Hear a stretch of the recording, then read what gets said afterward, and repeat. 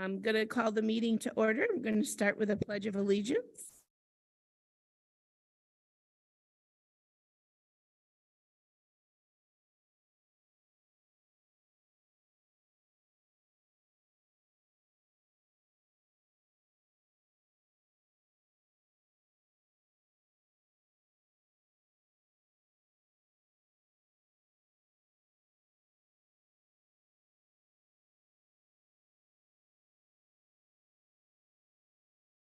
He's right there. Oh, that is different. Oh, okay. Like to welcome everybody, and what we're going to do is audience introduction. So Charles will be a good man, and we just want to start. You can start, yeah.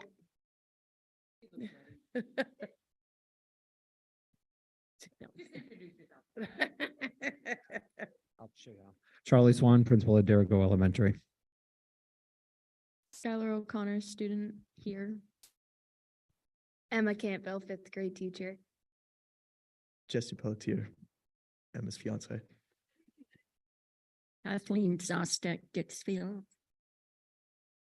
Fran Zostek, Dixfield. Vaughn Daly, Dixfield. Caitlin Daly, JMG alumni, Dixfield. Heidi Connolly, Director of Special Services for the school district. Candy Robbins, Director of Buildings, Grants and Transportation. Brian Key. Technology went and dropped the ball, Brian. Director of Technology. Jason Long, principal at Derigo Middle School and curriculum coordinator for the district. Gina Clucci, Director of Nutrition. Jay Nicholson, bus driver. Michelle Boucher Ladd, perspective teacher. Francis McLeod, Dixfield. Jason Dolph, Town of Peru, Selectman. Good evening, Matt St. John, Chief Operating Officer for JMG. Mitch Donar, Central Regional Director with JMG. Mary Ann Hutchinson, Rumford Times.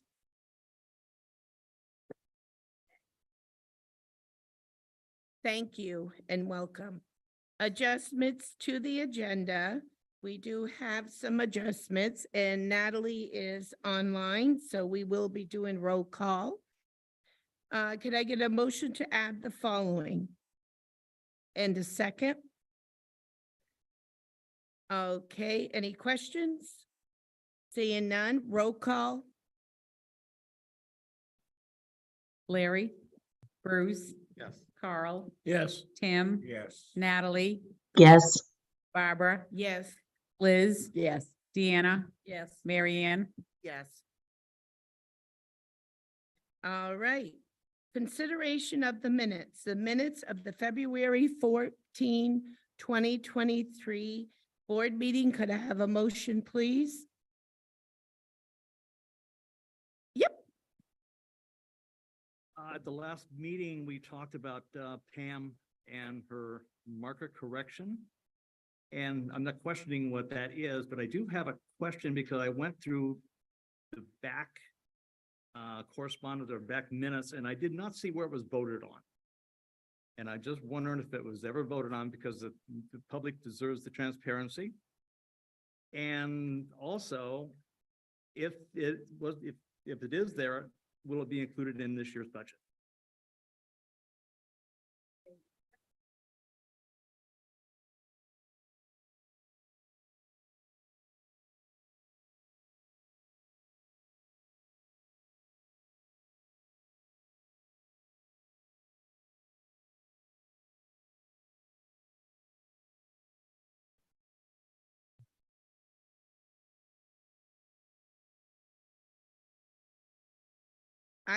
I'm looking new The business. very last page, the very last line, ask what the market correction was, it's 6250, going to stay the same and will it do, and will not go up or down over the 5 years. So now I just wonder, because I didn't see anywhere it was voted on.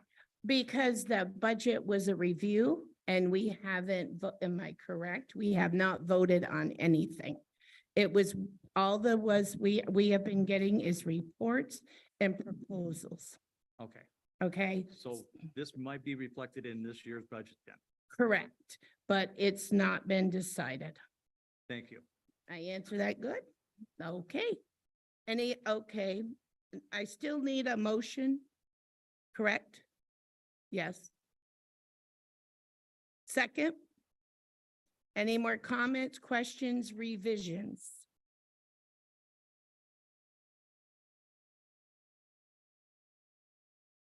Seeing none, roll call? Larry, Yes. Bruce, Yes. Carl, Yes. Tim, Yes. Natalie, Yes. Barbara, Yes. Liz, Yes. Deanna. Not voting. Mary Ann. Yes. Sorry. Public comment. This is the time the public can make a comment. You'd have to come up to the mic. We do not talk about personnel. We do not talk anything about a complaint. You talk about programs, and I'm too close. And respectfully, is anybody online with their hand up? Nope. Anybody in the, come on up to the microphone. Is it on, Charlie? Okay, thank you. State your name and then. This, this week, I read 2 articles that really disturbed me and about Maine education. So one is Maine education chief, academic learning takes backseat to social, emotional, gender, and race. And I'll just read excerpts of it. How long do I have? Okay. Okay. Traditional academic learning like reading, writing, and math should be a lower priority in Maine schools than social emotional learning and programming on race and gender. Maine Department of Education Commissioner Pender Macon told lawmakers on Wednesday. And on gender, this includes, for example, telling young students that there are dozens of potential gender identities they can choose from, that gender is a social construct unrelated to biological sex.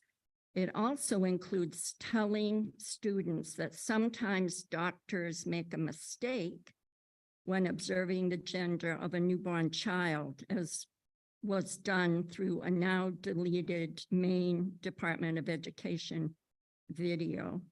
For CRT, this includes, among other things, teaching students that white people have inherent privilege, while non-white students have inherent victimhood. CRT is also the driving force behind equity audits, which more and more Maine schools have hired diversity consultants to administer. 77% of Maine voters said schools should be focused on the basics rather than spending time on how gender, sexuality, and race impact the lives of everyday Americans.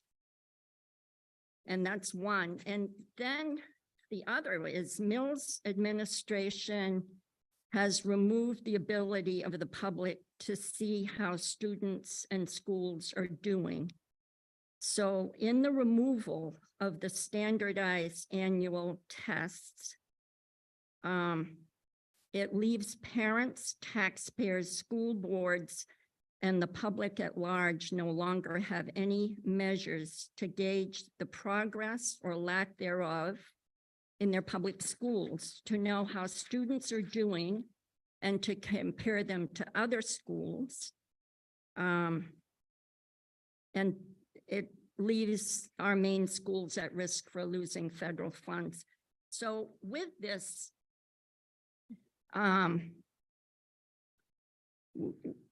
we spoke about transparency here tonight.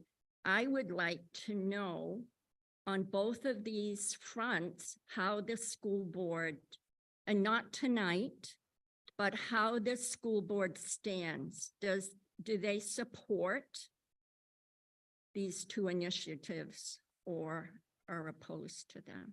Thank you. And I also say, I've heard it said that we need to administer a safe environment for all students, and that is absolutely correct. This meeting is very well run.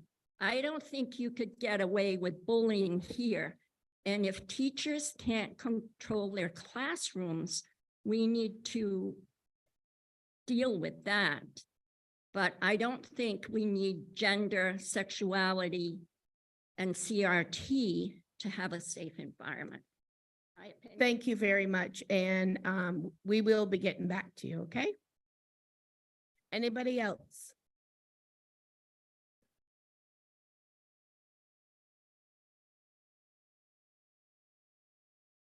Hi, everyone. I'm Frances McLeod. And I have a daughter that goes to Margaret Murphy, and I have a son that goes to an out-of-district placement also. And I do want to talk about behavioral management, as she pointed out, and I do want to talk about why my daughter has to go an hour away to school when other school districts in the area have self-contained classrooms, especially early childhood. We have a lot of families in this neighborhood, this area, that can't get services for the children, especially ones that have autism spectrum disorder. My special needs daughter is nonverbal. She's probably 3 or 4 years old, even though looks 12. She's not. And I think that when I first moved to this area, I was really surprised that she was expected to mainstream into regular classrooms, even though she was so far below her similar age peers. I didn't really understand why that was. And then I was here when RSU56 became I was sitting up there as a student for SMCC, and I was writing a paper about how school districts form school boards, because I'd never seen it happen. And when you get the opportunity to see something cool like that, in my opinion, happen. So I came up here from SMCC, I have a degree in education and I have one in human services, behavioral health human services. UMF gave me a full ride. That's why I'm in this community. That's why I'm here at Dixfield, because Dixfield gave me a home 30 minutes away from that opportunity with my 2 other kids. And now I have another one and another one on the way, right? So I'm here to stay, and I finished my bachelor's in rehabilitation services with minors in special education and psych. And I just finished my master's in school psych with a concentration in applied behavior analysis. I'm slated to go to school next year for my PhD. And I live in your community. And I see the disparity that's happening here amongst this community versus some other ones. And I would really hope to see that you consider the opportunity of giving special education more of a chance here in the district. Give these kids and these families the resources they need. Because right now, 28 services, the only in-home supports that we get, behavioral health, ADHD, autism, anything, it's a 2-year wait list to bring services. There's no board certified behavior analysts that are really close, and the ones that are usually contracted with 10. 56 doesn't really have them. And I would like to see providers here. I work as a case manager in the Franklin County District, and in this little area in Oxford County, like, there's just not much. You come into a family as a case manager and they say, what is here for us? And we're like, how long are you willing to wait? Right? And I think that the school could do more. I think the town could do more, but if I'm standing in front of the school board today, I would like you to think about that and maybe give the opportunity for these, great special education teachers and this director that's amazing and the school superintendent that's amazing, and give them the tools that they need to make a better place for these kids that don't have a voice. Because my daughter doesn't have a voice and I have to give her one. And my son's in a different school because COVID happened to us and he didn't get what he needed at kindergarten in 1st grade because of the Zoom regulations that we had. He just fell right behind, and he's a very, very smart kid. He can run a clutch at 8 years old. He could not do math. No. And I'm just hoping that we can, really give them the opportunity to stay home in our home district and not drive an hour away to Margaret Murphy or have to go to other placements. So thank you for your time. Thank you. Thank you. Anybody else? Okay, we have communications, I have no new communications. new business, and I see JMG presentation, which. Are you gonna hire those teachers first so they don't have I'm to stay sorry. just? Because you just voted to do that, so. Oh, see, you gotta tell me it wasn't on the list. Sorry, have a seat. I just went down the line. All right. Where are we starting? Okay. So Charlie's coming up. You didn't highlight that. There you go.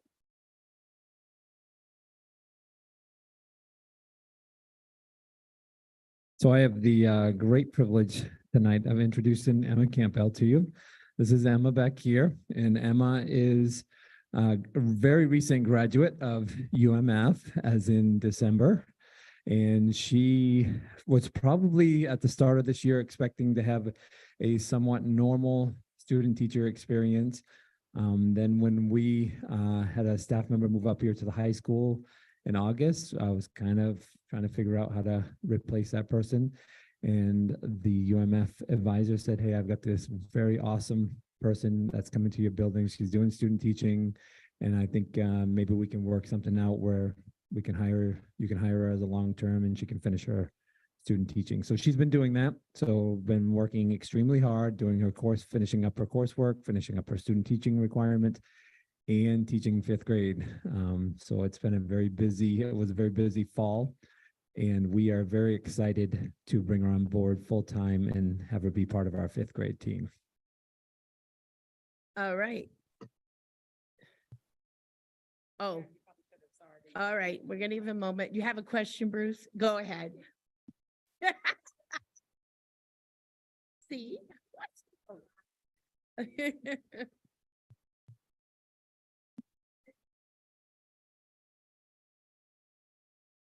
Charlie, is that what she's going to be teaching? Yes, fifth Okay. grade. Okay. Hey guys, I would just chime in. This is Natalie. I would just chime in that my son Garrett has had the pleasure of attending Miss Campbell's fifth grade class this year. And you wouldn't have ever known that she was juggling the coursework and workload that she was. And I would speak highly of her. Garrett's had a really good experience. Thanks, Natalie.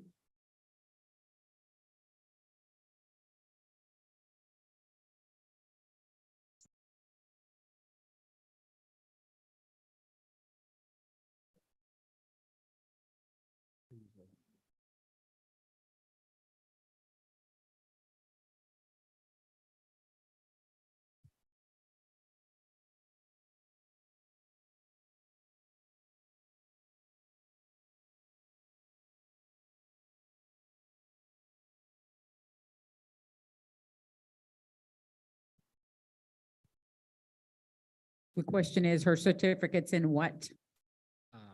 Yeah, general ed, General K. So that would be K to 8. Yeah. K to 8. That's good.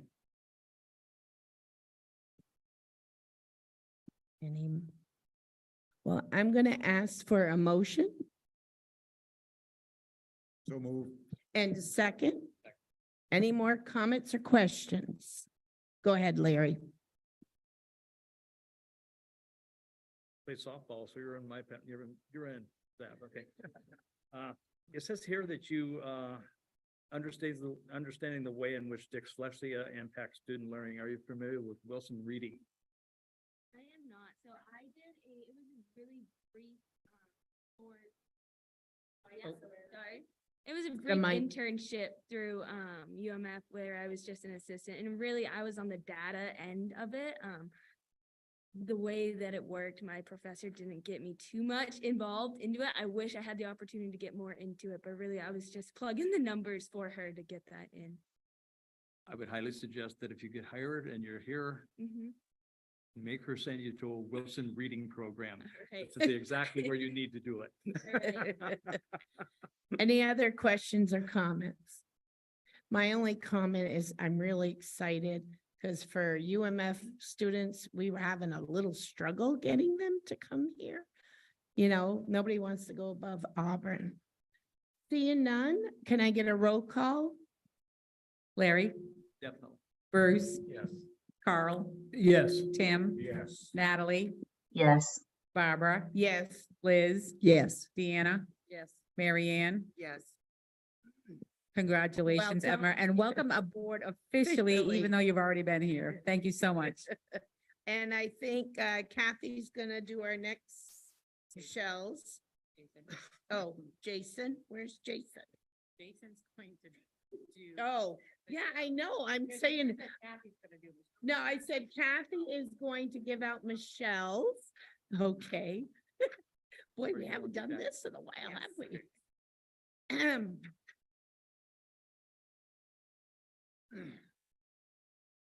Good evening. I am so excited I can't contain myself about the two candidates I'm bringing forward to you tonight. The first is Michelle Boucher-Ladd. Michelle and I worked together when I first came into the district, when we were part of RSU 10.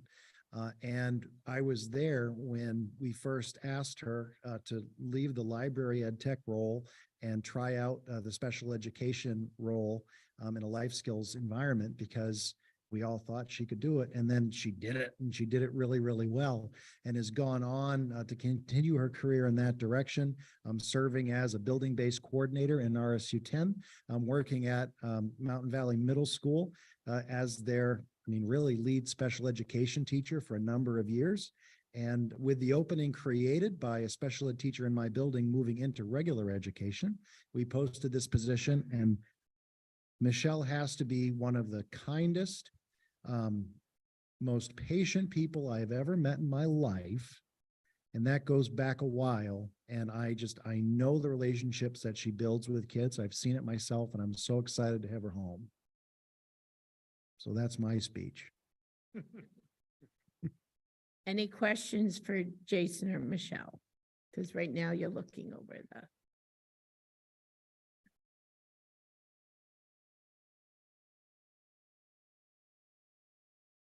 Could I get a motion, please? Oh, you got a question? Go ahead, Carl. Hey, so you have some grant writing skills, huh? Come to the mic, sorry. Have you wrote many grants for the Holy Savior? Or? I used to work for Holy Savior and wrote quite a few in my time there. I've written some for the town of Mexico years ago for library, things like that. Yeah. Excellent. Thanks. Okay. Any other questions? Seeing none, could I get a motion and a second? Seeing no more comments or questions? Roll call? Larry. Yes. Bruce. Yes. Carl. Yes. Tim. Yes. Natalie. Yes. Barbara. Yes. Liz. Yes. Deanna. Yes. Mary Ann. Yes. Welcome, welcome, Michelle. Thank you. And now Kathy will pass out the next one. You pulled another one off. Going to ask Jared if you can make sure that Teresa Sear is unmuted and available. She is in the Zoom. She's in the Zoom.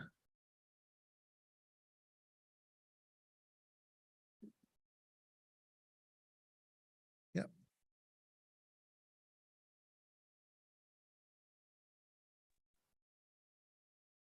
Just want to make sure that Tess is there. Tess, can you hear me? Yes, I can. Can you hear me? All right.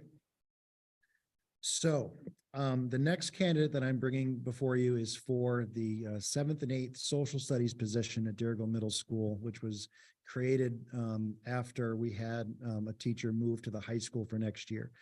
This position will be teaching 7th grade social studies and an 8th grade class. Many of you are becoming familiar with through the student service-based learning projects that you're seeing in the community. We call it Capstone. And the idea of the Capstone class is that students are able to get their hands dirty and really try to do something for the community and learn that process. It's a civics class, a citizenship class. Tess is one of the most qualified educators I've had the pleasure to interview. And to be honest with you, I know we signed things, but at the end of the interview process, I was told, like, Jason, you better not mess this up by everybody on the committee. Tess currently is in and has taught in Aroostook County for, I believe, 18 years in a variety of positions. Her references were incredibly glowing. People were reaching out to me when I didn't even need references from them to just tell me how lucky I am. I'm also very grateful to her husband for getting a job at the Irving Mill, and that's why they're moving here. So I owe him a Coke or something. He drinks Pepsi, noted. As also a gifted and talented certified teacher, she has a strong background in understanding project-based learning. And so that really makes her, I think, the perfect candidate for this position, especially with the capstone element. I could not be more excited to have Tess joining our staff, and I know the staff feels the same way. Thank you. Any questions, comments? Okay, seeing none, could I get a motion So moved. and a second? Second. Last time for questions or comments? Roll call? Larry. Yes. Bruce. Yes. Carl. Yes. Tim. Yes. Natalie. Yes. Barbara. Yes. Liz. Yes. Deanna. Yes. Mary Ann. Yes. Welcome, Tess. Can't wait to meet you down here in person. Thank you. I'm excited. That are all our, Go Cougars, Tess. so Jason, who do you have left to hire? Just, Right now, I have one opening in my building for a grade 7 and 8 science teacher, biology and physical science. okay, you done good? Go Cougars.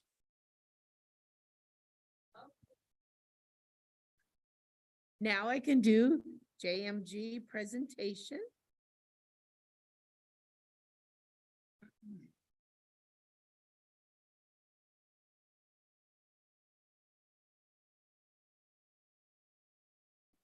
Good evening and thank you. Again, my name is Mitch Donar. I am a JMG Central Regional Director who has the pleasure of being one of the small pieces of our JMG puzzle that gets to work with over 12,000 students throughout all 16 counties of this beautiful state. I get the pleasure of coming to the River Valley and working with Dirigo. And I'm especially happy to come here because not only do I get to see some of the students who I absolutely enjoy, but I get to share with you my pleasure in knowing that I have now bragging rights with Calais High School because you guys took home that gold ball. So that JMG program, we got advantage there. So thank you there. Great to watch.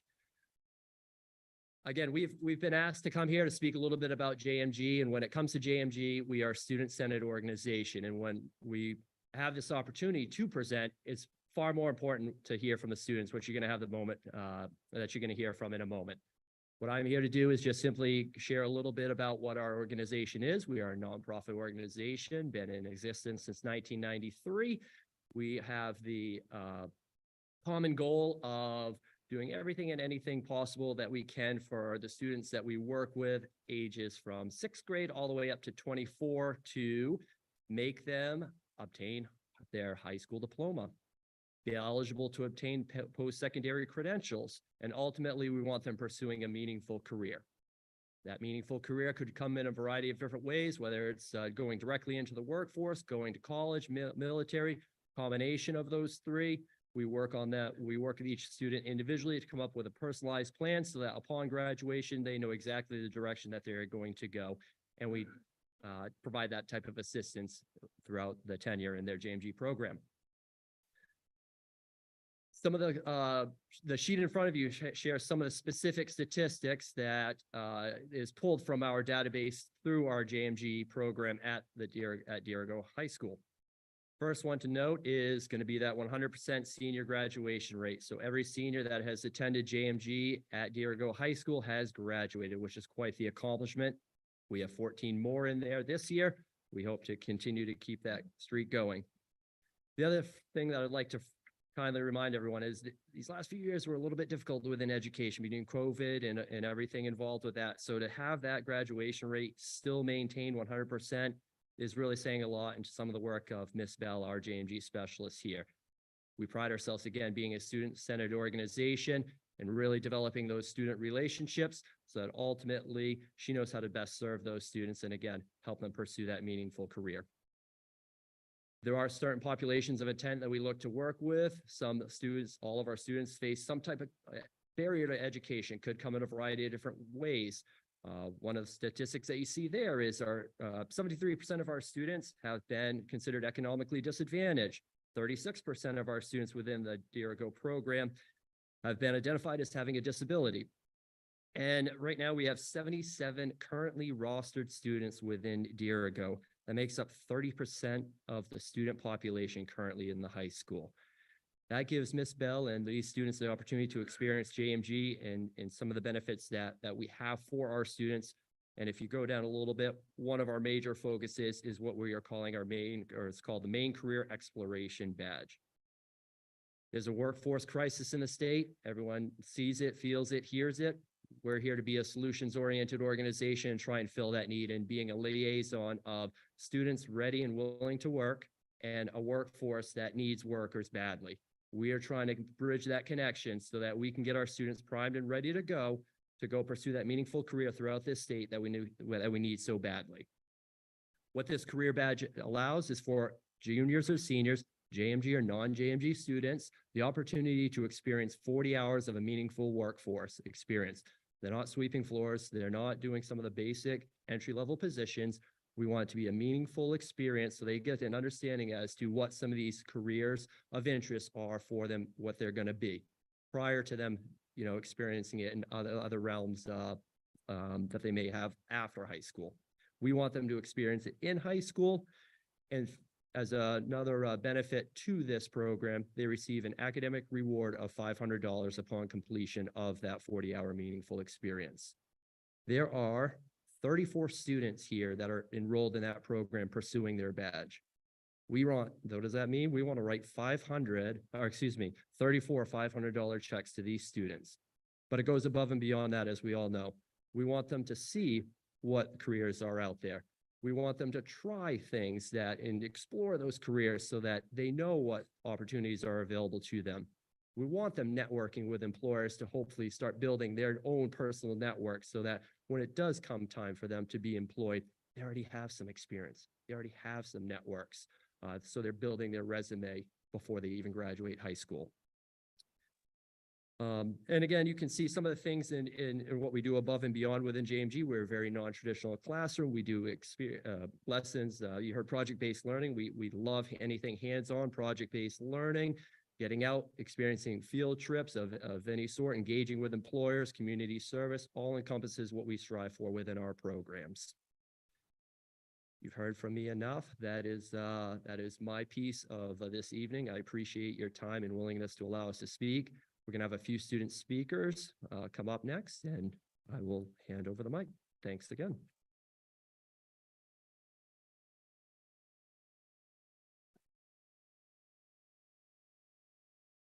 Good evening. My name is Liam Poulin, and I'm a sophomore here at Derigo. I'm taking JMG. I started taking JMG during my 7th grade year. I wanted to thank you for giving me the time to speak to you about JMG and the opportunities it has given me. JMG has been a life-changing experience for all students who participated within it. I know that it's true for me. When I started, sorry. I know that this is true for me when I look how far I've come. I was a shy kid at middle school to a teenager talking to a large group of people all today because of Bell. JMG students have the chance to explore college opportunities in their field of expertise and interests and think about different careers. In JMG, we are also allowed to lead and express our creativity. Without Bell, Miss Bell, I would have never thought about my future, but now all I think about is my future. I don't know what any of the students here at Derigo would do without her. I imagine the future of Derigo students loving Miss Bell as much as we do. I imagine future teens talking to Miss Bell about their futures, and I can't wait for the day Miss Bell sees me graduate because I know how proud of me and the rest of my graduating class she'll be. I imagine a future of Miss Bell's happiness spreading to all the students at Derigo. Miss Bell makes all the students in the school feel important. Honestly, I wish I could stay longer in Derigo just to stay feeling as important. Over the years, I've encountered many challenges, both academically and outside of the classroom. I know I don't have to go through these experiences alone because Miss Bell was always there for me. Miss Bell has been a support to both my brother and I. She has been there for us when we needed her most, and she provides the same support to so many other students. Miss Bell is a friendly face to JMG and non-JMG students in our school. Many Derigo students recognize the JMG classroom as a safe space where anyone is welcome. Thank you for listening. You.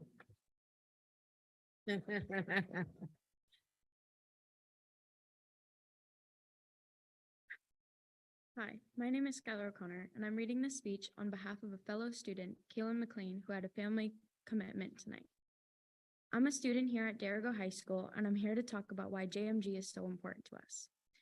JMG has taught us many life skills that we will need in the future. We learned how to make resumes and cover letters, which is something that some adults can't do, and something that we will need to start our careers. We also learned about job interviews. We learned how to answer the questions professionally and present ourselves as professional and responsible people. To practice the skills we learned, we had mock job interviews, where we treated it like it was a real interview and put all of our new skills to use. JMG has also helped prepare us for college. JMG has prepared us for college by showing us different programs, options, and helping each student figure out what they're interested in and what's the best fit for them. What's unique about JMG is that we're a family. The students and specialists involved in our JMG program are kind, patient, and supportive. I have never felt unheard or unseen in a JMG classroom.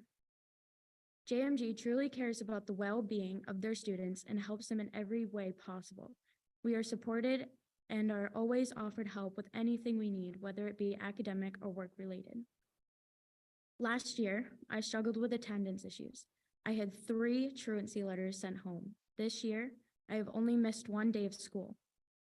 I attribute this to JMG and the support that I have received. JMG truly is a family of amazing, kind, and caring people who provide the most amount of support to students, and I feel fortunate that we have this here at Dirigo. Thank you for allowing me this time.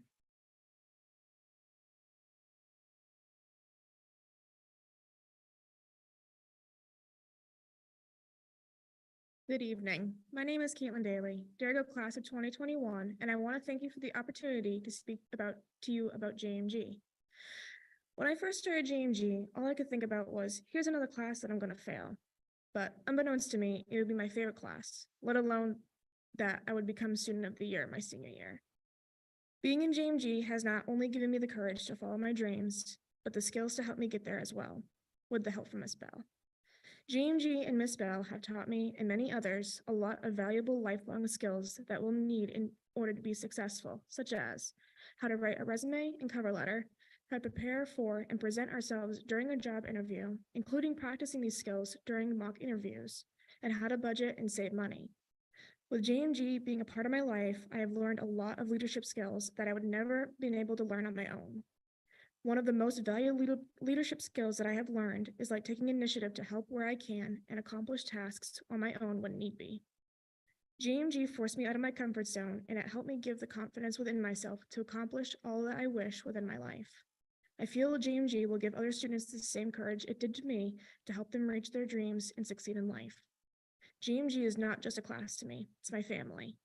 We've had fun times like laughing about something funny from our friendly competition games in class, and I know my JMG family will be there during the hard times, like falling downstairs at Thomas College during the JMG Career Development Conference.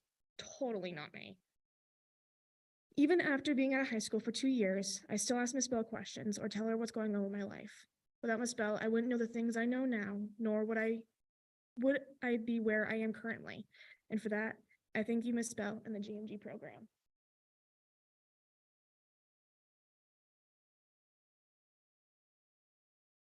Always tough to follow those. Gosh. Thank you very much. I want to thank Superintendent Doyen for having us. My name is Matt St. John. I'm the Chief Operating Officer for JMG, and I very humbly serve our organization and most importantly, the students that we serve.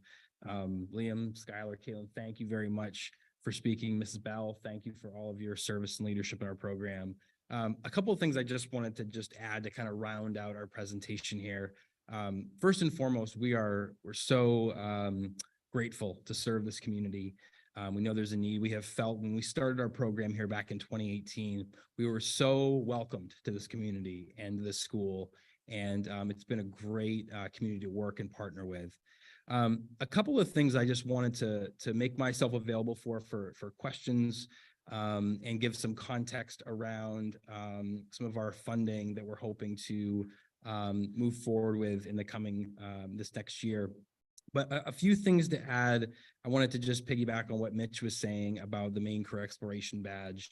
JMG was given about $9.8 million from the state to be able to operate this Maine Career Exploration Badge. And we don't take lightly the opportunity that we get to be that organization and our students get to be the beneficiaries of such a meaningful work experience where they're going to also get $500 as well. And we'll be able to do that program for this year and next year and really create some truly meaningful experiences for our students. The other thing that I just wanted to share that I think really articulates the value of our program and our organization going even beyond, we serve our students, and you heard Caitlin, who's a graduate here, we serve our students beyond their time in high school. We actually started back in 2014, our College Success Program. So for any students that are in JMG in a high school, when they go to some of our Maine University or community college campuses, we have a JMG specialist there. We've really been able to create this continuum of support and be able to provide a level of support, whether it be social, academic, financial, at those. And we're very, very hopeful. We just put in another ask, the Harold Alfond Foundation, to be able to hopefully expand our College Success Program to be on every community college and UMaine campus so that we can do that. So just know that the level of investment that our schools are making in our program are taking them, going well beyond our students in time here. So I know it's something that Superintendent Doyen has put into her proposed budget for JMG for next year.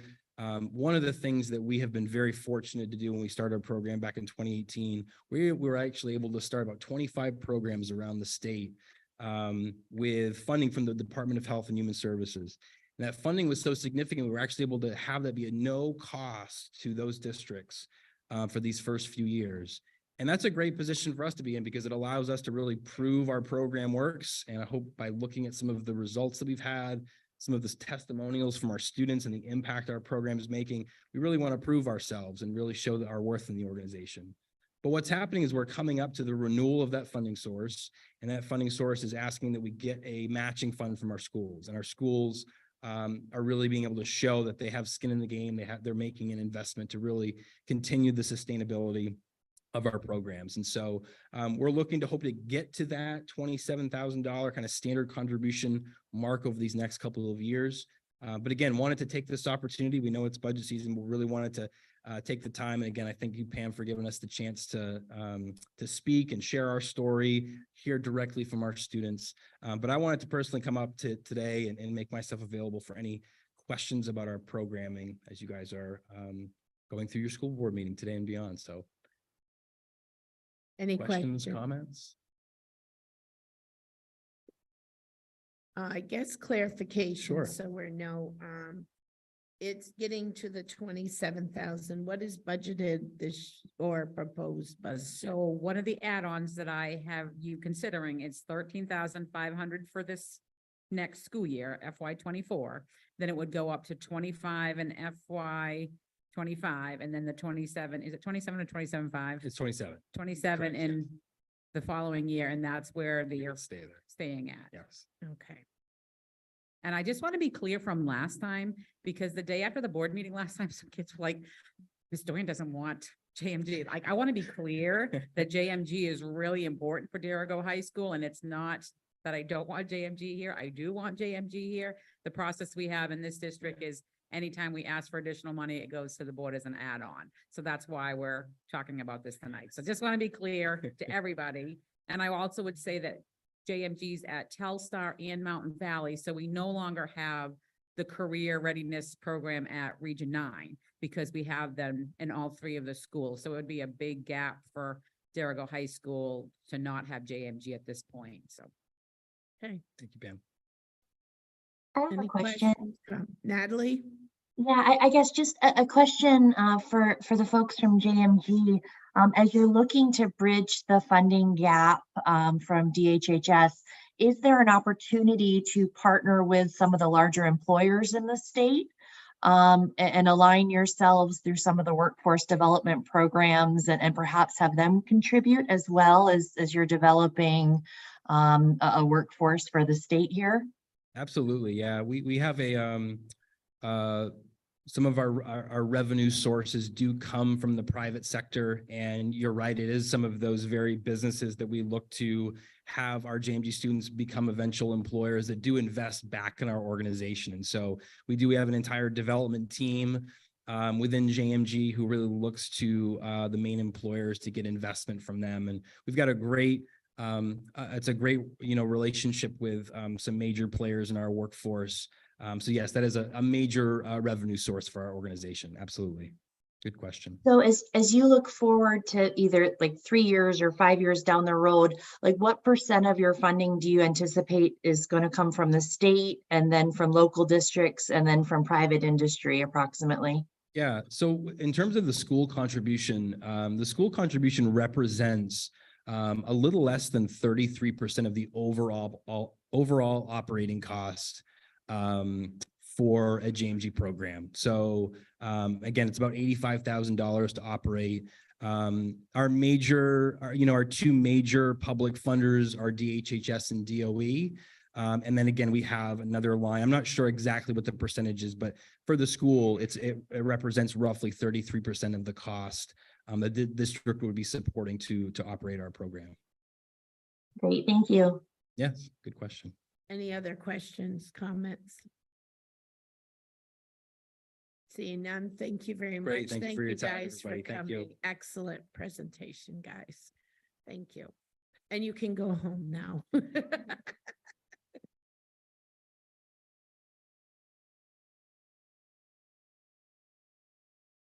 New business, represented to the Region 9 Board. So Dr. Brenda Gammon, Director of Region 9, messaged me a while ago to say that we do need to have a new representative to the Region 9 Board. And so I'm bringing it to this board to see who we might like to or tag for that position. Go ahead, Bruce. Region 9 meets once a month. Usually it's the first Wednesday of the month. Most of the meetings, they're not as long as our lovely RSU56 meetings. It's a more laid back type of meeting. So it's not, dealing just with the one facility. And it's pretty smoothly run. It's a nice little environment. You'll learn all about what CTE is, what it offers. It can really be an eye opener if you ever wanted to, even if you want to go and see the facility and not be a member.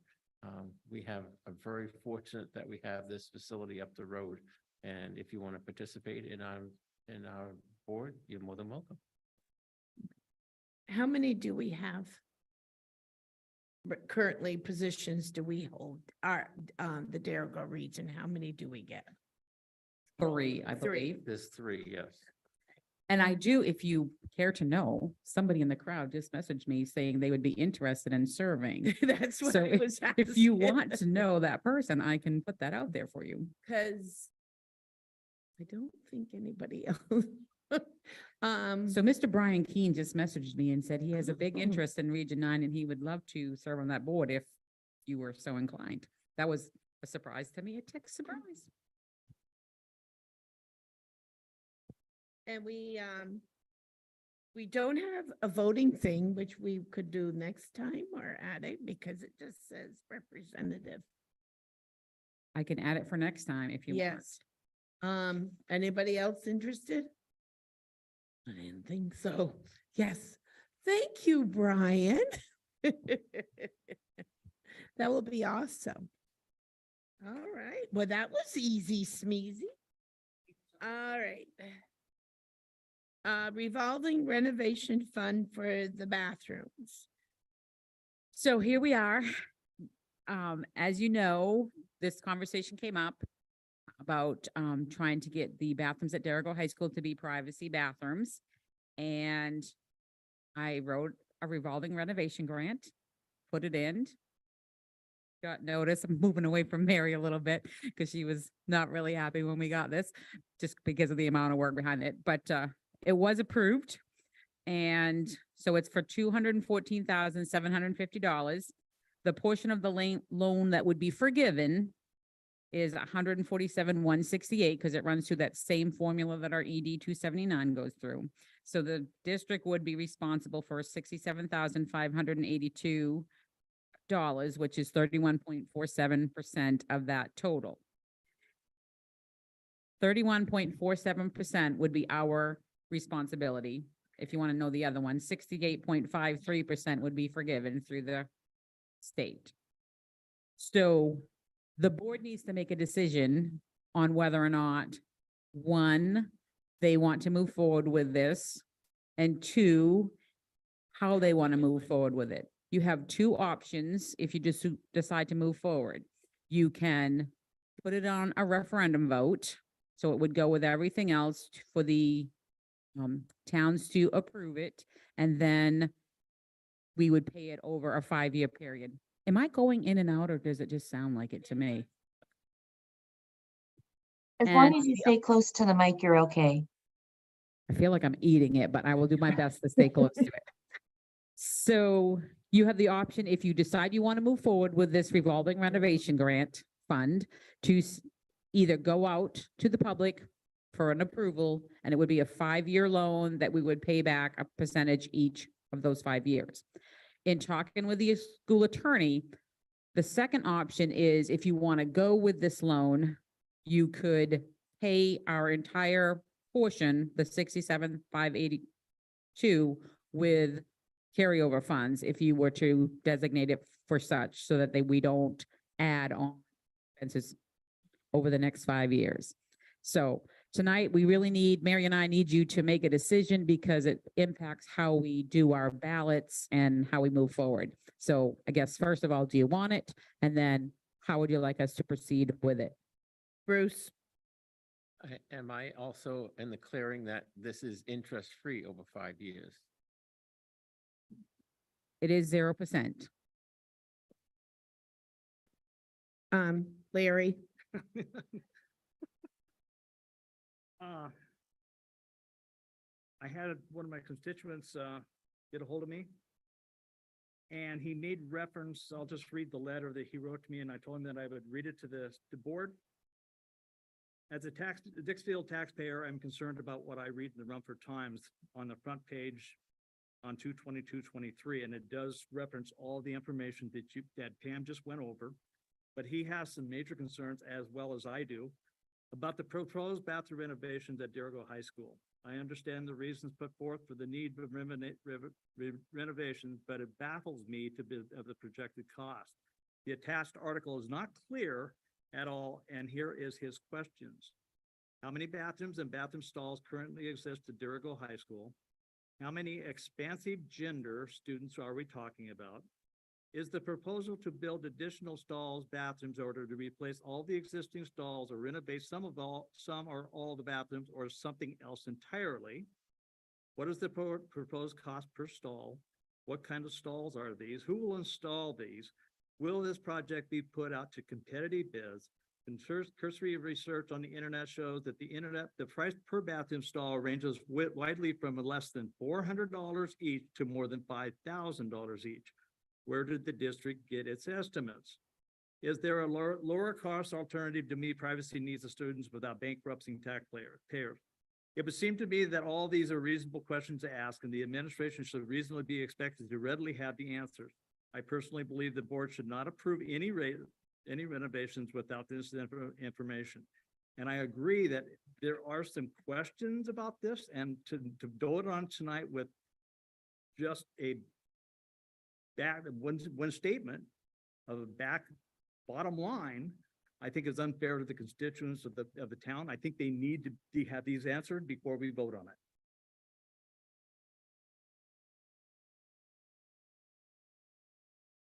We can't go forward without doing something. A quick question, if we did the second route, when we're using not the carryover, that's not the carryover that we put away where we would need a referendum on, that would be on the ballot anyways, correct or incorrect? So the attorney had suggested that you use balance forward at the end of this school year and designate it for this, not your capital reserve that you already have in place. Okay, all right. It would still need to go to vote, It would still be, not referendum, but here when we're together. oh, it would be, It would go to that one, just a hand vote when we're here doing our budget. okay. So it will go to the people both ways, correct? Yes, it Okay. just wouldn't go to the ballot referendum vote on June. Okay, to the 13th. one It would go to the one before that we're here all with gathered the at name. the high school. Okay. Could you answer those questions for him before that goes out there? I believe I can answer most of them. I would just as soon you send them to me so I can will. have them in order, because I don't really want to just be like Well, digging through my I- mind tonight. I don't have everything in front of me, but I can tell you, we did have an architect come in. And he's the one that looked at what it would cost. And I think the one thing that, like Kenny and I, when we were walking with him, like the number was larger than I would have thought too, but it's not just changing your stalls. You have to consider lighting, you have to consider where the fire extinguishers, the fire sprinklers are and all of those things. So it's pretty detailed and I definitely can get that to you, but if you send me that list of questions, I will have them ready. I will do my best for next week. We do have a board meeting, but if not, it will be that first one in April. Okay. I just know as, if one person has this question, there's other people that have the question. I think it should be put out to the public somehow. I don't know how you could do that. I'll definitely give you this list. I will definitely put this out there, and I'll give you this one right here. Perfect. And you can have it tonight. But I think the public needs to hear and see exactly where that 68,000, whatever it was there. 67,582 would be our portion. 57,582. I think they need to find out how it is being spent and not just a flat number. I will get that for you. Thank you. Before we decide anything, just a refresher, because we haven't talked about it when we went into details. Because I did have the questions, which the board really hasn't had questions. I obviously know everything goes out to bid. That's not a question I have. Quick question is though, is it just doing the ones in the hallway right here, or is it doing upstairs? So this quote is for all of the bathrooms downstairs and upstairs at Derigo High School. Okay. Go ahead, Liz. Does that include the locker rooms? That does not include the locker room.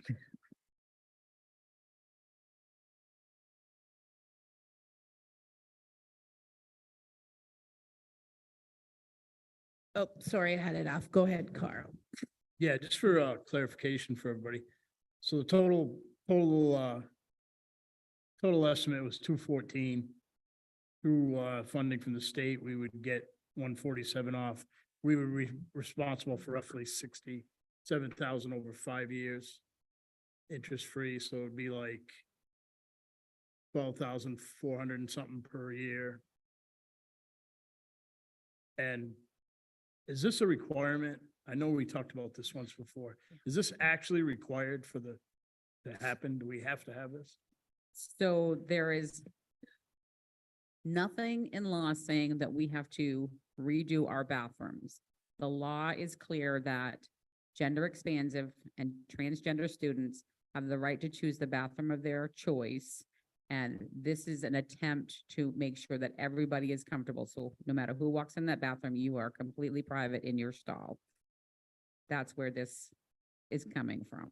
And as I explained earlier, when I talked to the school's attorney about this, his comment was, unfortunately, some of our older schools do not have the infrastructure to support the new laws around gender expansive and transgender students and bathroom use. Go ahead, Larry. So my understanding that if it goes to vote and the people voted down, we're still at square one that we are right now. That would be correct. Thank you. Sorry, Liz. And we have 2 bathrooms downstairs down here by the library that are gender neutral, that have locks, and they're one person at a time, correct? So they're currently labeled as gender neutral. They both have more than one stall in them. And right now we're just limiting the use to one person at a time. So they could be opened back up to, I think there's 2 stalls in each of those bathrooms. So we could, with privacy stalls, that would open up 2 additional bathrooms that are currently not in use because they're single use at this time. Go ahead, Carl. One more quick question, is locally, how many other districts already have made this move? Do anyone know of any? Yeah. That is a good question. I think I asked you that before. I can't. That is a good question. The person that I've talked to the most about this is RSU10, because they're building a new, as you might know, a pre-K to 8 complex. And there are very specific bathroom guidance and locker room guidance because it's a new school. I have not necessarily talked to people that, like, I don't know who else has already converted their older buildings to meet this need. Bruce. So my understanding, it is also, we're going to renovate those 2 gender neutral bathrooms that we have now so that it'll be more use out of those. That is in this plan.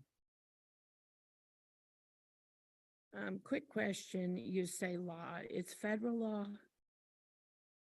Yes.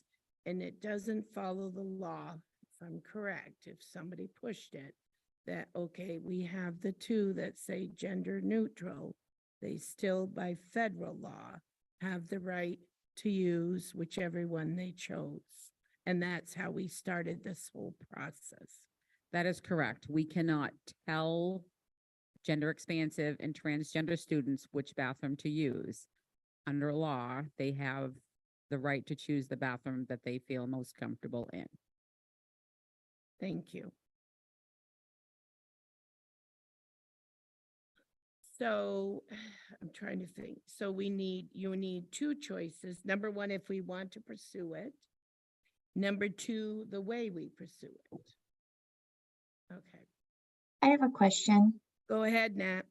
Okay, so I'm just trying to understand budget ramifications and of the two options that you laid out to present it to voters. And I guess I'm leaning towards putting it out to the voters to decide. I think that's the best way to go about this, is to put it out for a vote and then we'll know one way or the other. I guess I'm trying to figure out which option.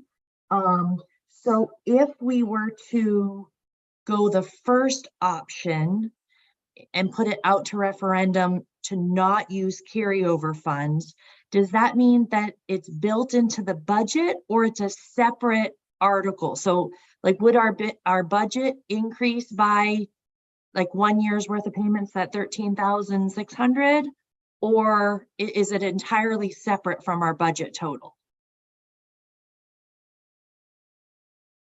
Right. It would increase in 24-25. That would be the first of the 5-year payments. Okay, so, all right, so it would be built into the next year's budget, as that would be a new line item if it were approved.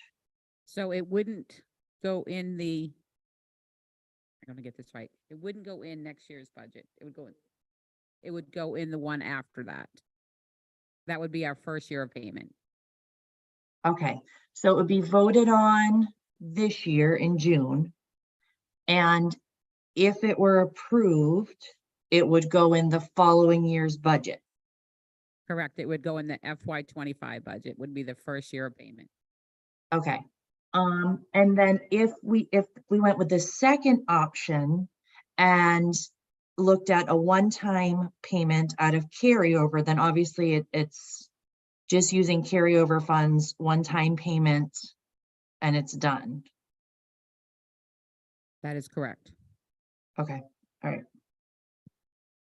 Doing option two, doing that out of the carryover, would we have a less that much to put toward the budget?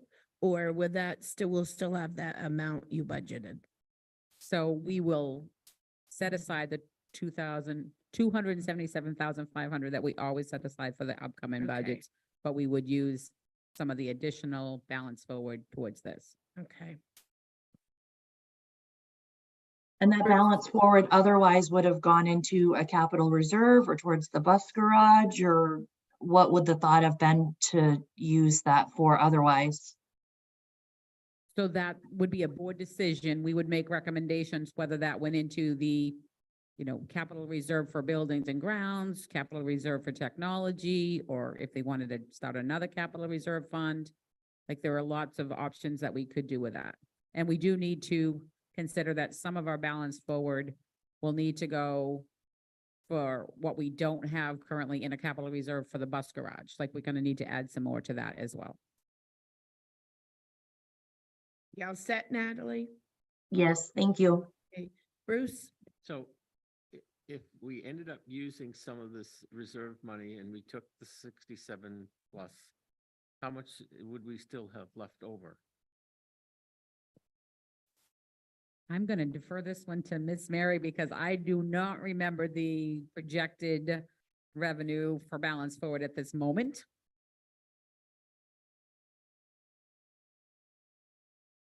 I'm not sure if you've all seen this sheet or not, but we have the 21-22 audit, which is available, and I'll be handing out at the end of the meeting to anybody who wants it.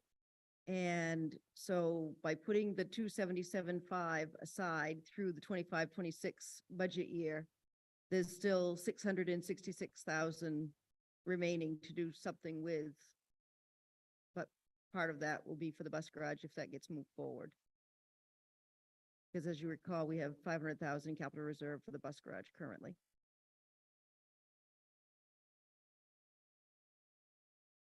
Go ahead, Continue? Bruce, continue. Okay. So by law, it sounds like we're kind of getting pushed forward, but we don't necessarily have to. But by law, it would make good sense to move forward. If we move forward with this in whatever way we do decide to do this, how soon would this project start? And how long will it take for them to make this project done?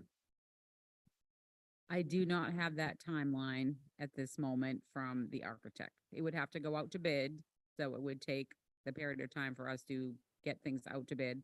And that would be like we really shouldn't go out to bid until the voters make a decision one way or the other.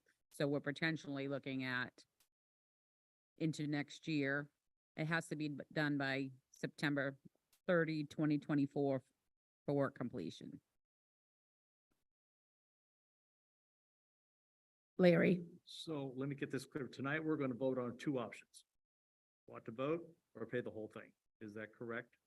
You're gonna start with whether or not you want to continue to pursue this possibility, Mhm. and then you've got to decide which way you want to pursue it, whether it's a one-time payment or if it's a 5-year payback. So if we vote and we vote to pursue it and we vote for number one, the first option, put it out to vote, then it doesn't, the people will have a say in June. Whichever option you take, people will have a say. If you go with a 5-year payback, then that will go to the open meeting when we're here, a budget hearing meeting here. I always call it the wrong thing. So the budget hearing here, they would have a chance to vote then, and then they would have a chance to vote at the polls. If you go with a one-time payment, they would have a chance to vote here, but not at the polls. So you can vote once or twice, like that's the. yeah. Basic. Okay. Carl. Okay, thank you. Carl first. You go first. Now with all the bus garage pending, we're opening the bids on Monday. Would it be smart maybe to possibly table this till we see what happens on the bus garage? I don't know. It's not required to have this bathroom, right? But boy, it'd be nice to have a bus garage. I don't know. There's no time frame for this, right? Or not, September 2024? The only time frame, and that's why I feel like it should be voted on tonight, is because if it's decided to move forward and if we're going to do the borrowing, we have a certain timeline to get this application that will take some time into the bond bank to get approved. And Understood. if we don't get it in time, then we're out. I was just asking. It's public. Do you know who it is? Brandy? Hi, Brandy. Hi, I just kind of want to make it clear and maybe, or clear as mud, it seems to be. We have kind of Band-Aid the problem, right? Or the need by having the 2 bathrooms already. So we have a Band-Aid on it. It's getting us by. It isn't breaking any laws. If we spend, Just to interrupt, so clarification, Brandy, that was just an agreement till we did something that still just kind of delayed what we were doing. okay, so it's kind of like a Band-Aid for now. But what we're proposing to do is still a Band-Aid because all the bathrooms wouldn't be done if the locker room is not completed.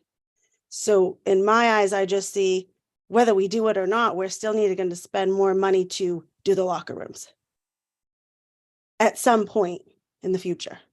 All right, thank you for your comment. Okay, go ahead, Bruce. I'm just gonna make one more question because I'm just following up with listening with Larry saying what everyone else has said, and I want to make sure people are well aware that if we move forward with this and we have the 2 options, whether we have option 1 is going for 5 years, the public votes on it 2 different times. So either time they could turn it down, it's done. Option B, if we decide to pay for it all up front to move forward, the public can still come and vote and turn it down, and it's dead in the water as well. So it's irrelevant of which way, well, I just wouldn't say irrelevant. It's a matter of choice of which way you want to look at this, but we're still going to have public input into what's going on with this. So it isn't like we're going to move forward and the school board said, hey, this is what we're doing. The school board is making an initiative to make something that's become a federal law to make things equitable for the bathrooms. And this is an option that we've done so far. So it is going to be left up to the public to address this at the hearing if we choose option B. And if it's option A, we're going to have a hearing, which they can also do, and they'll also have a chance a second time if they want to vote on it. So just to clarify it so that everyone is understanding that this isn't something that if we vote on it today, it's a done deal. It still involves the public to be involved in this. I just don't want to think people listening in thinking that the school board is doing this and we've made a final decision. We're making a decision to move it forward if that's what we choose, but it's going to be left up to the public to make the final decision. Correct? Yep. That is, I have a question. go ahead, Nat. Because I guess I share some of the other some of the other folks voiced concerns about locker rooms and when, if they would be addressed as well. Is there a possibility if this got moved forward to look at prioritizing locker rooms over the 2 bathrooms that already have an individual lock on them? I recognize there would be value in being able to make those bathrooms 2 stalls instead of 1 stall, but they're being used as 1 stall right now, or one bathroom. Would there be a way to leave those as is and look at addressing locker rooms? So I did not have the architect even look at the locker rooms at this point, and I did not Okay. put them in this revolving renovation fund application in any way, shape, or form. That does Okay. not mean in the future, when revolving renovation funds come up again, that we couldn't take that next step. So this first step, because this was, I guess, mostly the immediate problem, was the bathrooms. And so that's why this first step is kind of a step in the direction as opposed to completely doing the entire high school. Okay. Liz, did you have, yep. Well, I think I was confused because somewhere along the line, it was said that either the board was going to make a decision or we were going to let the public make a decision. Was I wrong? And I heard that. Was it put out like that originally? Nope. So the board has to make the decision if we're moving forward, and then the public has to make the decision. If the board says yes, then the public has to affirm the yes. If it says no at the public level, then we're done either way. So my question is, so first we do whether we're going to move forward. Then the question is, option 1 is to do a loan, which would give us how many years extra? 5 years, but I mean, it's a small, but we know how tight money is. I don't know what money will be like.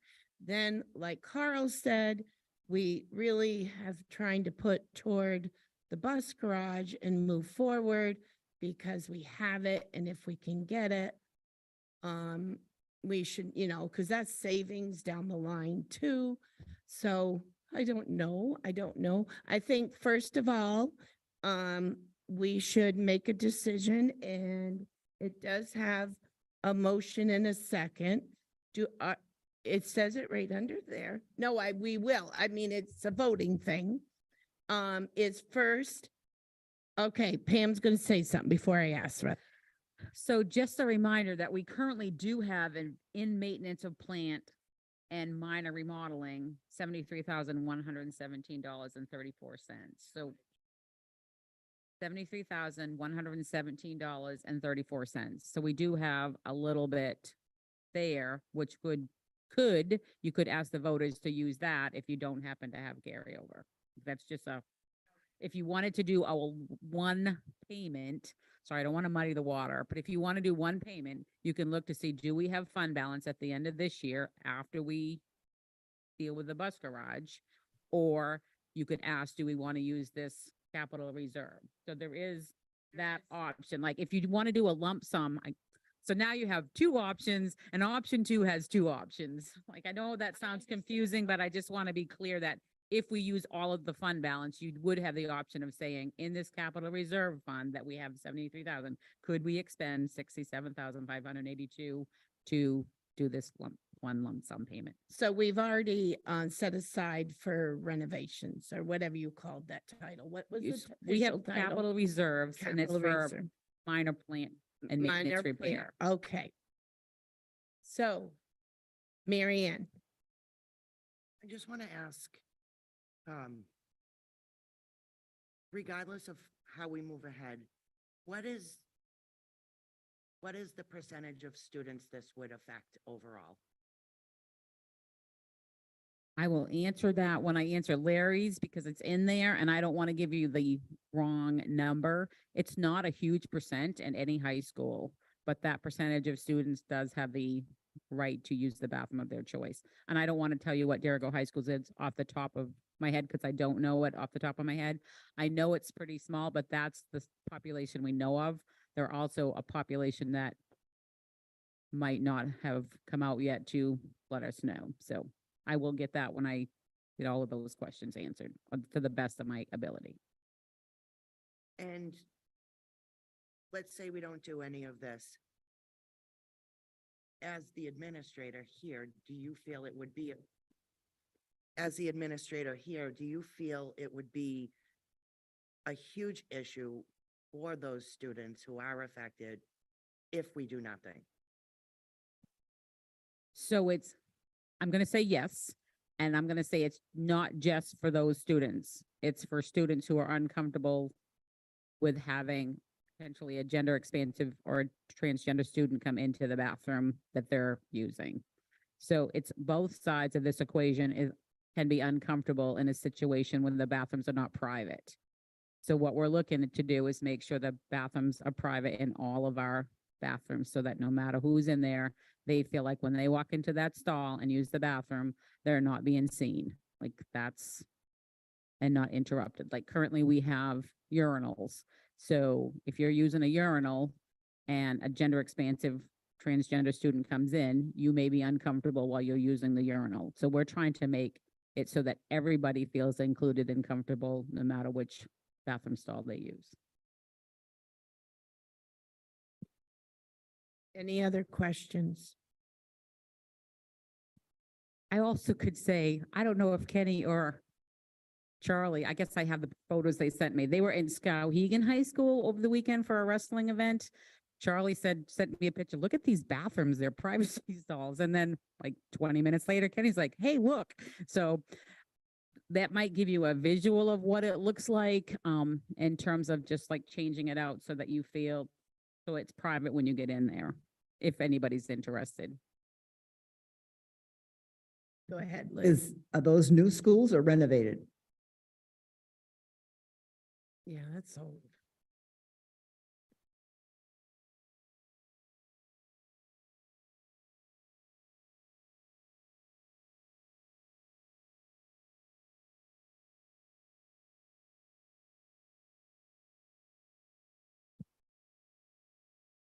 Okay. All right. I do remember we gave permission for Pam. We got approved for it. What is our next step? Do I have a motion, any motion about moving forward or stopping it? I'm gonna ask one more question. Oh, before go we move for it. forward. On the capital reserve money that we have for building conditions or whatever, is that fund that we have, is that in sitting there just as is? Is it making us any money interest wise? Let Mary answer that one. It's not in a separate fund, but it is earning interest as all of the district money does.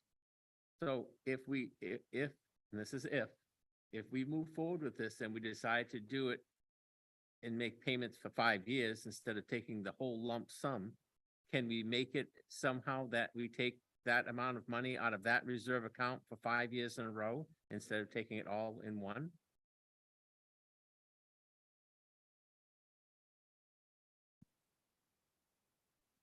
And is the interest that much money that we'd be saving? I'd have to ask the lawyer because you have to get permission from the taxpayers at the budget meeting to spend from that reserve account.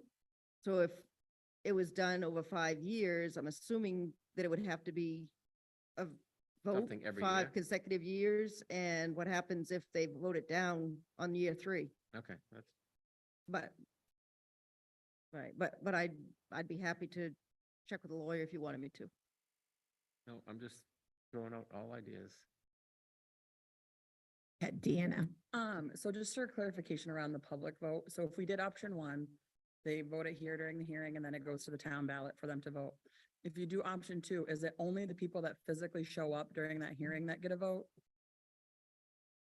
That is correct. On that night, you have to be physically present to vote.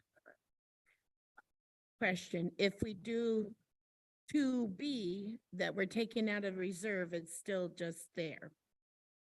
You know what I mean? If we have that 70 something, if we take, is it just at that vote? No, if we had to use the capital reserve, then you still have to go out to the voters to say, can we expend the money in the capital reserve account for this project? Twice. So it would be, yes, here and there. So both ways, okay. So, That didn't help. That actually further confused. that for okay, me. remember she had said if we just used our carryover money, but then there was an option, Mary said, that we have a capital reserve for minor repairs of 70-some thousand. If we did the other way with the capital reserve, we still would vote here and we would vote at the polls. So that would give both options vote at the polls. Is that correct, Mary? I don't dare. While she's looking for that. Yeah, go when ahead. When would the second vote where the public shows up, when would that happen? Well, we have our, what do you call the official regional hearing? And then when we do the vote in June, it's like within 2 weeks. It's not. It'd be in June then. Yes, it's a June vote. Thank you. Okay. Yeah. Hopefully this will clarify everybody's questions. So in order for it to have to go out to referendum to have everybody vote at the polls, that is if the board chooses to borrow the money. That's what pushes it to the polls. But if you choose to use a capital reserve, you have to vote to put money in and you have to vote to take it out at the budget meeting. All right, so it's not 2 votes, it's still 1. If we use the capital reserve, it's only at the physical meeting. Okay, unless that's the first part. Okay. So now do you understand, Deanne? No, it's only the one that goes to the polls. Right, so if you want the general public of our towns to vote, Yes, it's the poll. the likelihood of them all coming to here for the budget meeting is not historically very well of a turnout. Okay. Yes. So to stand clear and corrected, if you borrow the money, it goes here and then the polls. The other 2 options would just be here at the public meeting. Okay. Okay, I'll get us started. Thank you. I will put a motion. I move that we advance the conversation on this to discussing options 1 to 2B. But I guess if the first motion needs to be, I move that we advance this conversation to determine how to put this forward to the public to vote on. That was the first. Do I have a second? Meaning we're going forward. Then we'll have another vote to which way. we're On going. how we move forward, right? Correct. Do I, second, comments or questions, clarification? Bruce. So this is just going forward, not the second one will be how we go forward. Seeing none, I'll do a roll call. Larry? Bruce? Yes. Carl? Yes. Tim? Yes. Natalie? Yes. Barbara, Yes. Liz, No. Deanna, No. Mary Ann. No. So I'm gonna have you do a, thank you.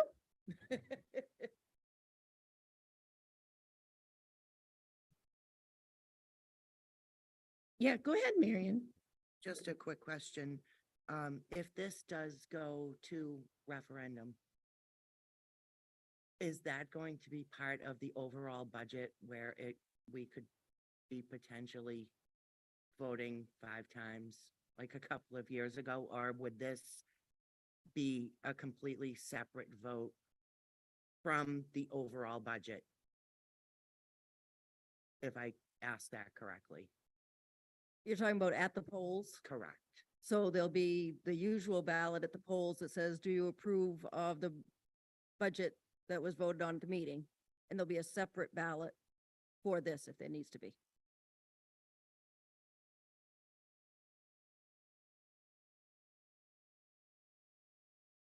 So it's 448, yes.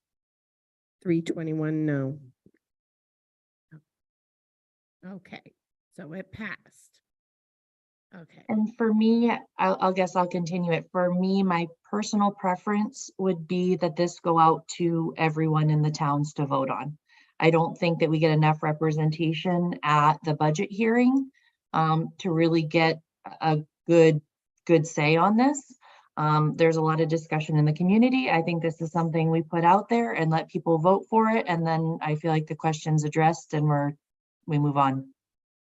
So Okay. my preference would be, I don't know if I want to put that in a motion yet or if other people have comments or questions, but that's where Well, I would then, be. are you making a motion for the 5-year loan? Yeah, like I would move that this be brought forward to a referendum vote for all 4 towns. That would look at the 5-year 0 interest loan. Okay, do I have a second? I'll second that. Thank you, Mary Ann. Comments or questions and clarification? Bruce, then Larry. My question is gonna be and clarification of which I have no trouble going with the 5-year loan. Where are we designating this money that we're gonna make payments for 5 years? Where's that money coming from? Is this gonna be put into our budget? Or is this gonna be using any of these other resources that we have to offset it? Unless Mary says differently, I believe that that would be then the 5-year loan from the bond bank, and we'd make a payment just like we would on anything else that we took a loan out for those next 5 years. And it would be under the debt, correct? It would be under debt. Larry? My understanding that the 5-year plan, that budget would be on the 24-25 school year, correct? That money would go to the 24-25, not the 22-23. Correct. Thank you. The other thing is, I think I would go for the option 1 because sitting on the board and seeing how many people show up to the actual budget meeting is not a representation of everybody in the city, everybody that's going to be voting. Also, I would give Pam time to get everything out, answer these questions, because I still think that there's a lot of questions on the bottom line. So I would definitely go for option 1. Oh, sorry. Any other questions, comments? So we know we have a motion. Do I have a second, Kath? Yes, I do. Mary Ann did. So we know we're going for the loan, 5 years, and it goes to the voters both times at the meeting, at the referendum, meaning when you go to the polls. So that way it would make the citizens of our district would decide that. Seeing no questions, comments, I'm going to do a roll call. Larry? Bruce? Yes. Carl? Yes. Tim? Yes. Natalie? Yes. Barbara? Yes. Liz? Yes. Deanna? Yes. Mary Ann? Yes. All right. So Mary, you have your, yes, thank you, Mary. Barbara, Yep. we're waving a white flag. I didn't even introduce her. I'm sorry, Diane. This is Diana.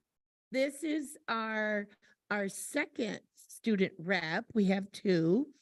And I told her to wave the flag because it is late, and I told her it would be a late meeting because we're like combining two meetings, so you can do your student report. Okay, so this last weekend we had spring fling, and the spring fling dance was not that well attended, but the spring fling events were fun and they ran well. And then sophomore class is hosting a breakfast with the Easter Bunny on Saturday, the 25th at Region 9, 8 to 10, if anyone wants to go. Spring sports start next week, and the high school unified basketball team lost against Mountain Valley yesterday, but they played well and had fun. That's all I had. Yep. Any no problem. questions for? Thank you, Diana, and you can go home now.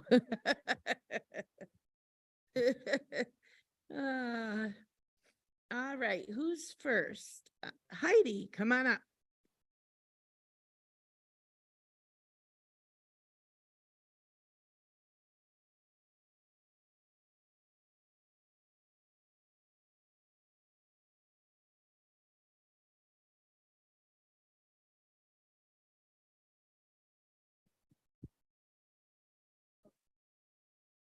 Hello? Okay.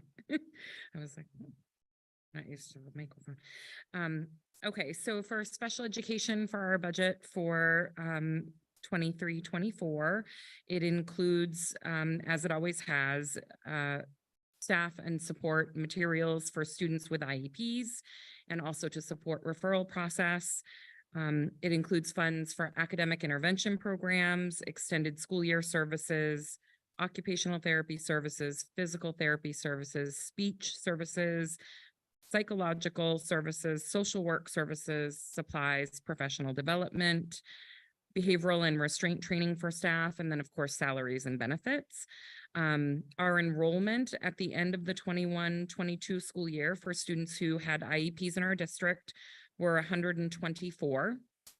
Our current enrollment is 131 district-wide, which reflects about a 1% increase. Again, this number fluctuates a lot. We have just the other day, I found out we have 4 students moving in. So we often do have students moving in. We have students moving out. We're on a little trend where we have students moving into our communities right now. So that number changes frequently. We do have 7 students currently in our referral process. So they are going to be engaging in some testing to determine if they qualify. Some really exciting news is we have had 4 students that so far this year who have met their IEP goals and have graduated from services. So that means there's some really good work that's happening out there that our teachers are doing, that our ed techs are doing, and that our students are doing. So that's a real positive to share. In terms of staffing, we are and will remain the same. We are currently at 8 special education teachers. You met one of our newest ones tonight, and 24 ed techs across the district. We do have related service providers, and we're contracted with them to meet identified needs on IEPs. I was able to reduce our physical therapy contract by a half of a day, and that was really based on student need for next year. So there's a bit of a reduction there. In terms of the lines that are controllable within the special education budget, it will be down $19,000.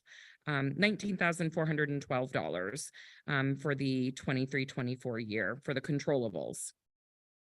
Out of district placements will reflect a decrease. We do have one student that I'm super excited to report has successfully transitioned back from our regional program into our middle school, and it's going very well. So you don't see that happen a lot in districts. So it's a celebration. I will also share that we have a student attending Margaret Murphy who we've developed a plan. We've got an IEP meeting coming up. We've developed a plan that he's going to begin starting very slowly to spend some time at our middle school. So that's very exciting and heading in the right direction for him as well. There is unfortunate news that the projected daily rate for Margaret Murphy is going up by 6%, potentially they've sent a letter for next year. That is in part by some decisions or some changes to main care reimbursement. So at this point, main care reimbursement is no longer covering BCBAs. So that used to be a covered service. It is a service that is very much a part of what they do at Margaret Murphy. So that's impacting them in terms of increasing their daily rate.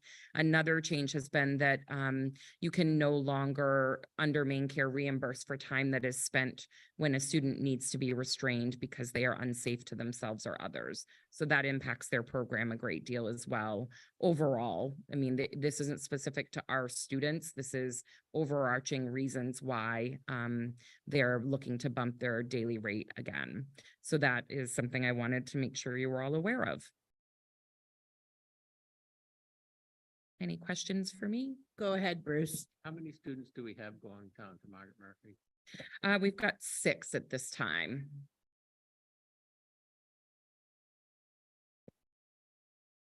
Sorry, I was off. So the law changed where did it go up to 22? Or was it always 22? Oh, that was last year. It did go up to 22. That is still at the discretion of the IEP team. And what Barbara's talking about is that students can remain with IEPs. They can remain in our public schools until the age of 22, actually till their 22nd birthday. And then they can no longer, but that is an IEP team decision. And generally that's made for a student who really hasn't made all the progress on their IEP goals that we would expect, and a team would come together and talk about that. But that is a right at this point. Bruce? Just to follow up on my question I asked, you said you have 6 students. Do they get transported on a single bus? Yes. So they go down and come back and go down and pick them up Yes. every day, Monday through Friday? Yes. Okay, thank you. Yep. Any residential, meaning we're, out of district, meaning they stay. No. Are they? And we wouldn't, once a student goes into a residential setting, it's the school district where the residential setting is Okay. that is responsible for the student. Any other questions for Heidi? With the changes you see, which you probably have in the budget, that main care is deciding they don't need to cover whatever, which we don't rely on main care for, we get reimbursed, but we don't budget anything still for that reason. Is this a trend that they're gonna keep backing down from covering things, or? Well, it's been interesting. So in some areas, so section 28, and I am not an expert on all the main care billing, so I don't want to pretend I am, but what I will say to you is outlined in the letter that I received from Margaret Murphy, that all directors in the state received, is they actually increased some reimbursement rates for section 28. So they've increased in places, but then kind of on the back end of that, places were informed of some things that are getting pulled out in terms of reimbursement. I will say when I'm speaking specifically about this related to out-of-district placement, there is no reimbursement we receive. They get the reimbursement, we do not receive it. Okay, so that's all that, but whatever. So Yes. that won't affect as much, just what we pay them. Yeah, so the way it does affect the special education budget and why I wanted to bring it up tonight is because it changes the daily rate and therefore the overall cost. Okay. Any other questions for Heidi? Larry? Do you have any students that are getting social work intervention? Yes. Now, what part is that being out of? Is that, So social work intervention is built into my budget that every year. And I'm not reducing or increasing that. That's staying the same. Yep. Okay. We good with Heidi? Thank you, Heidi. Thank you.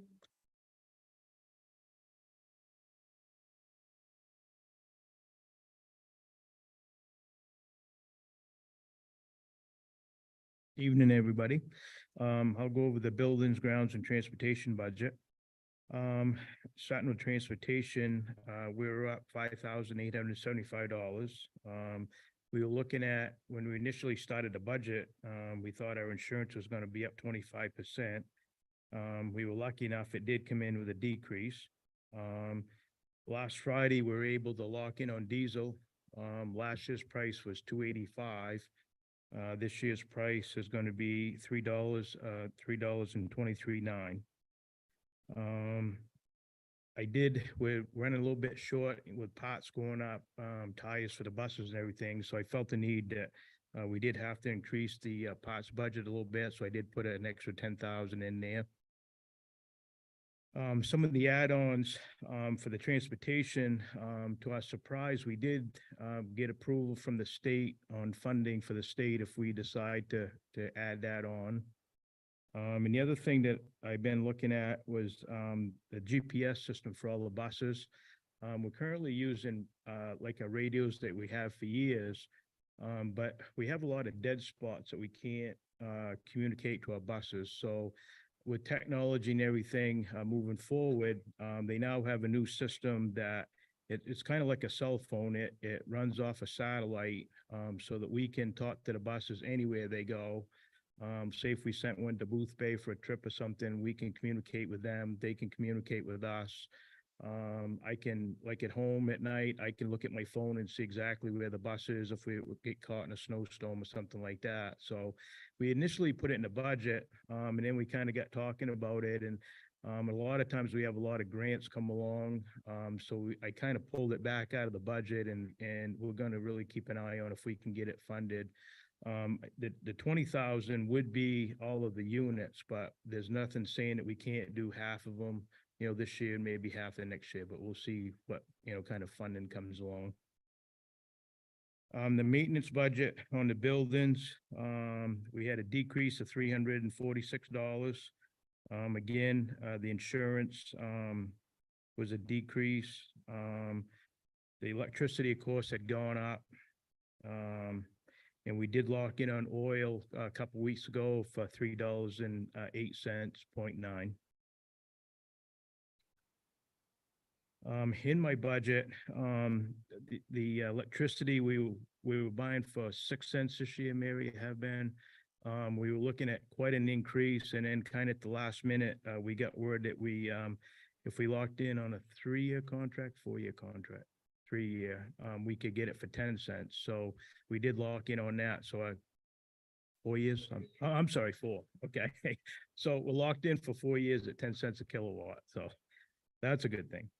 But one thing that I didn't do this year, trying to keep the budget down, I didn't put in for any site improvements. The buildings and everything is in pretty good shape. So I thought if we had to kind of stay status quo this year with our buildings, that's what we do to try to keep it down. So. Questions for Kenny? Go ahead. On the gym back wall leaking. We're gonna get that sealed up ourselves this summer. I think we can go up with some stuff and see if we can get by with it. Yeah. Has that been that way for quite a while?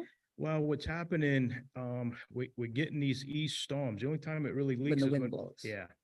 And it seems as with the climate change going on, we're getting more and more of that. So we've got to go up and give that some attention. Well, that happened like in that bad windstorm over Christmas, right? Yeah. Yeah. It happened 2 or 3 times this year, but And in the room beside it, couches. yeah, that's been taken care of. Yeah. Quite other questions? What was it that needed to be done on the gym floor, but you were gonna get after the people who had did it too? I've actually got that in my next report. Oh, yeah, okay, come then I'll back. leave you be. Okay, I'll be This back. is transportation. Yeah, right? so that's buildings and No, transportation. buildings and ground. Bruce, you gotta have something to say. This is your forte. We've got a meeting coming up, correct? Yes, yeah. That's, I think it's, so the bid opening is Monday, we'll meet Friday. which day is that? 31st. The bid open is the 31st. Oh, the 27th, okay, is it? 31st, yeah. So, am I understand, we've got, both of our insurances went down? Mhm. Did you know how much, or we're waiting to hear the? Can I clarify that just a little bit? Because our insurance didn't go down. It's because last year, when we made the current budget, we hadn't gone out to bid. So we had what we used to pay with their increase in our budget. We went out to bid. It came in under what we had in the budget. It's still gonna be under what was in that budget from the year before, but it went up a little bit. It went up actually considerably, but it's still under what we had budgeted in the current year's budget. So it looks like a decrease, but it's just a decrease from what we had in the budget originally. So how much did it increase this year? Yes, so we got notice that it could be as much as 25% with this new insurance company that we went with, which would still be less than what we less than- had paid with the okay. former insurance company, but it's still a big increase. And we still don't know. We do not know the official word on our insurances at this point. But I just wanted to be clear that insurance went up. It looks like a decrease in the budget because of what we had in it before we went out to bid. And insurances have not been nice, just so you know. I had a war and I won. Okay, it doubled my house. Any other, going ahead? My last part is I just want to kind of put it out that is the add-on that he talked about, and it's going to be coming up soon in one of our meetings, is that we did get state approved for another bus. I know people keep thinking, well, how many more things can we continue to add on? But keep in retrospect to think that the more quality that we put into our buses, the better transportations we're going to have, and we will retire an old bus that can nickel and dime us. So as much as it's hard to believe you want to add another bus, again, it comes down to the formula that we know of what the state will pay and what we have to pay for it. It's a really good deal for the district to continue each time you're available to put a new bus online and retire an old bus.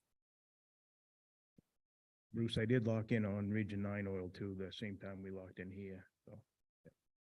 And what if the bus goes through, how many miles would be on the bus you retire? It's got 140, right? That was as of July 1. Okay, yeah. thank you. Go ahead, Liz. Did you hear anything about in Augusta that there's a LD 386 that there might be emergency funds coming for fuel reimbursement for this year because of fuel being so high? We're gonna wait and see where that lands. Well, if you've got any pull, you better go to Augusta and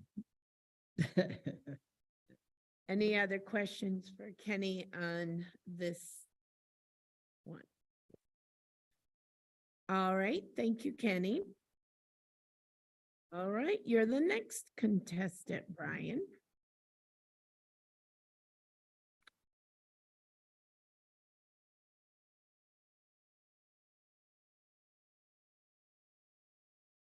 All right, good evening. So I'm here to talk to you guys now about our technology budget. Our budget is built up of a few of our main software packages. PowerSchool, which we've used for just over 15 years now. It's where we store all of our student data. In the world today of everything being built off of our data, test scores, and all of our state reporting requirements and federal reporting requirements, we've continued to budget that for another year. Cybersecurity is another portion of our budget for the upcoming year. Not only does it include our cyber insurance through our carrier, but our security software that we have on our laptops, and all of our admin devices, as well as our backup and recovery software for the network. Staffing, it covers technology director, 2 tech support specialists, and then we have our 3rd support specialist covered out of our ESSER funding for another year, as well as a part-time temporary position for asset management and logging. Covers our devices for the district. Right now, our devices across the district are in really good condition. Very thankful for the federal funding that we've got over the last few years to help update everything. Our plan for the next year, we're looking at replacing our grade 3 devices. We've had a few of our grade 3 teachers come back to us that it's very difficult for some of the things that they're doing in 3rd grade to not have a keyboard. So we're looking into replacing the iPads in grade 3 with a keyboard device.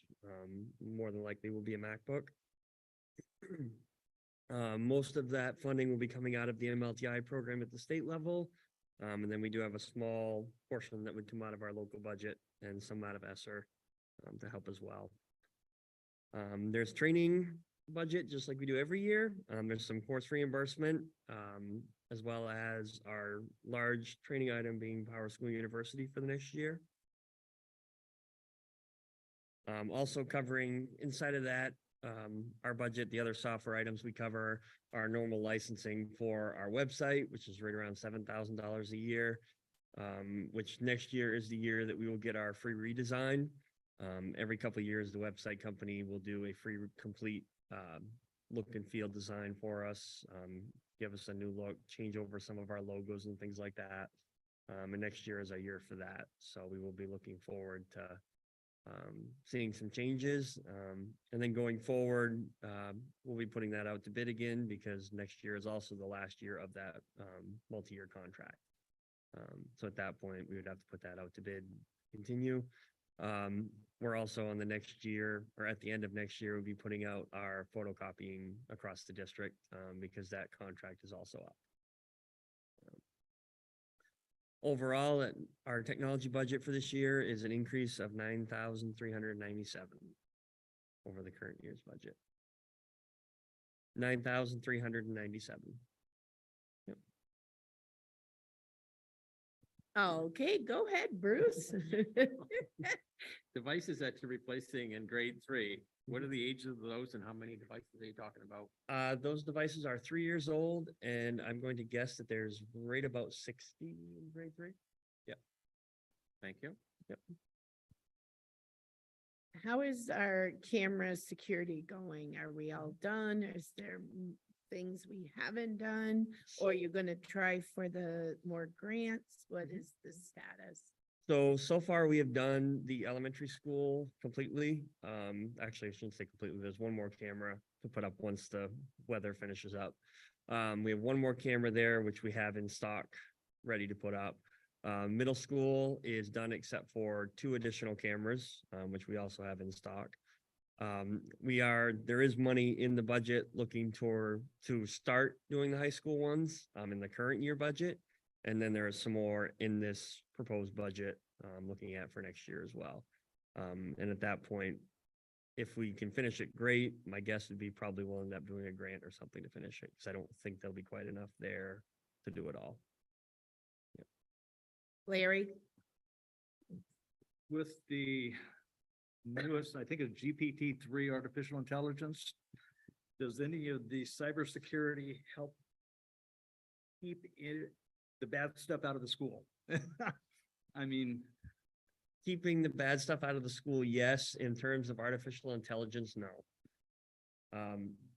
Is it something we should be concerned about? We discussed it in our 2 admin meetings ago, I believe it was, a couple admin meetings ago. And we've discussed it a lot in a lot of the state meetings that I'm in.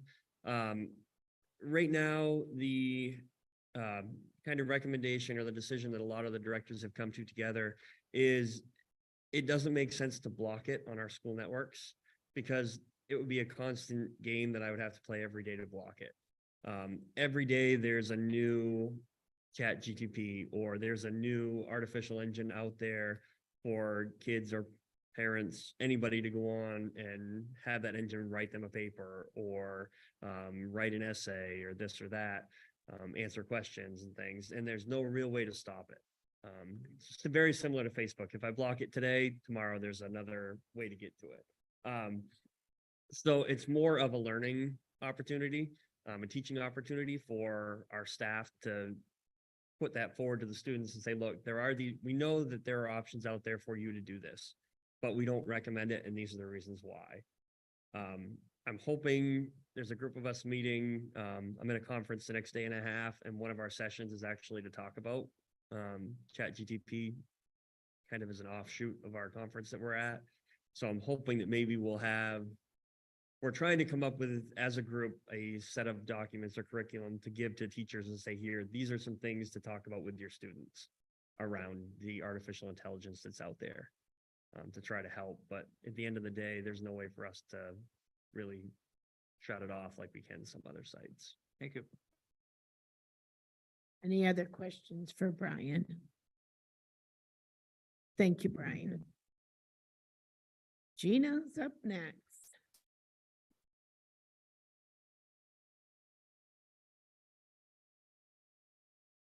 I'm here to present the nutrition budget. Mostly our budget, the part that is funded by the district, is for the staffing for their salary and benefits. I have put on, so you could see the staffing.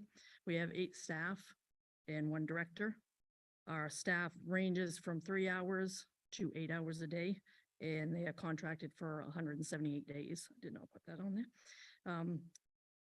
I am asking, so the school nutrition budget is a zero-based budget, but we do get reimbursed for meals that we serve.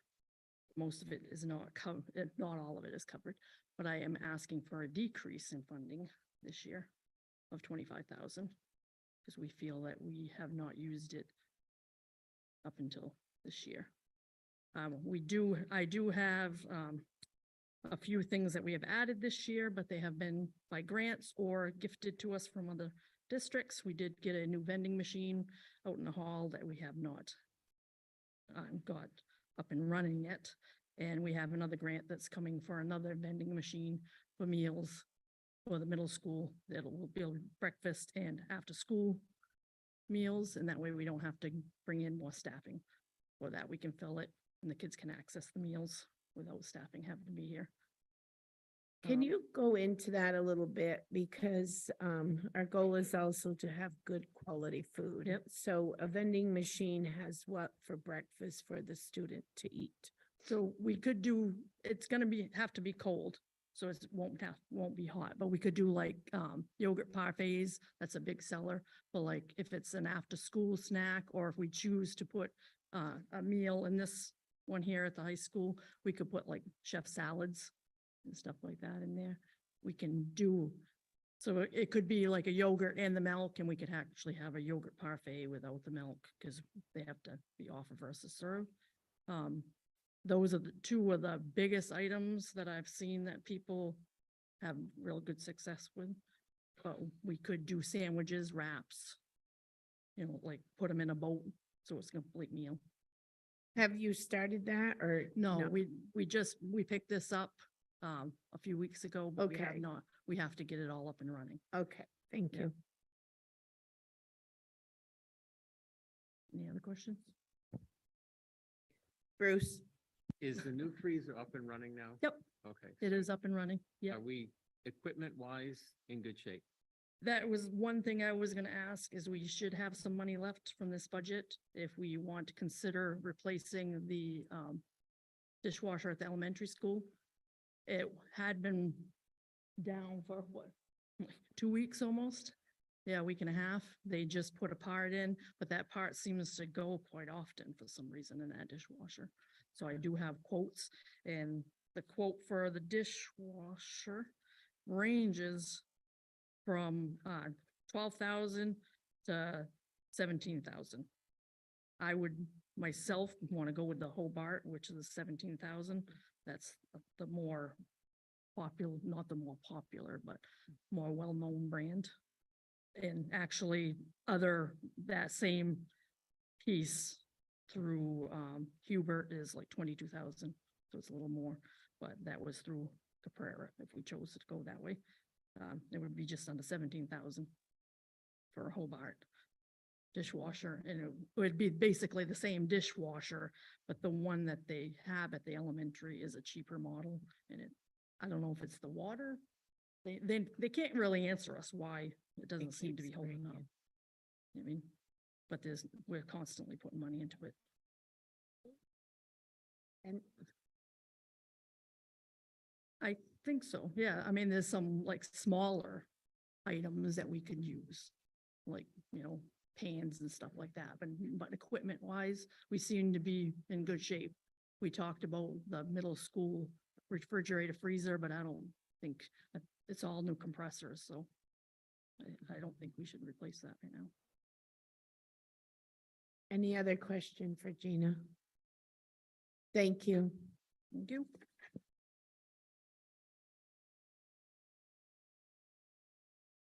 Oh, it's just Mary. I guess I could put my name next to hers. You should all have a paper that looks similar to this. The all other cost centers works a little differently than special ed and technology. So each of these different cost centers, there's multiple lines in the budget that go along with it. When you get your full budget, you'll be able to see that, but this is just kind of a snapshot of where each cost center is at. So first we have the board of directors, and as you can see over on the right, it's increasing because of the annual audit. We're required to have an annual audit, and it is going from 27,800 to 30,500 for next year. The board election services is simply for the printing of ballots. We haven't had to use the amount of money that has been in the budget, so we did drop that. The office of the superintendent, I should have said it to begin with, that these amounts don't include payroll and benefit lines except for food service. And the asterisk beside the office of superintendent, the payroll line will be increased 6,250, as was discussed at the meeting when the high school principal presented.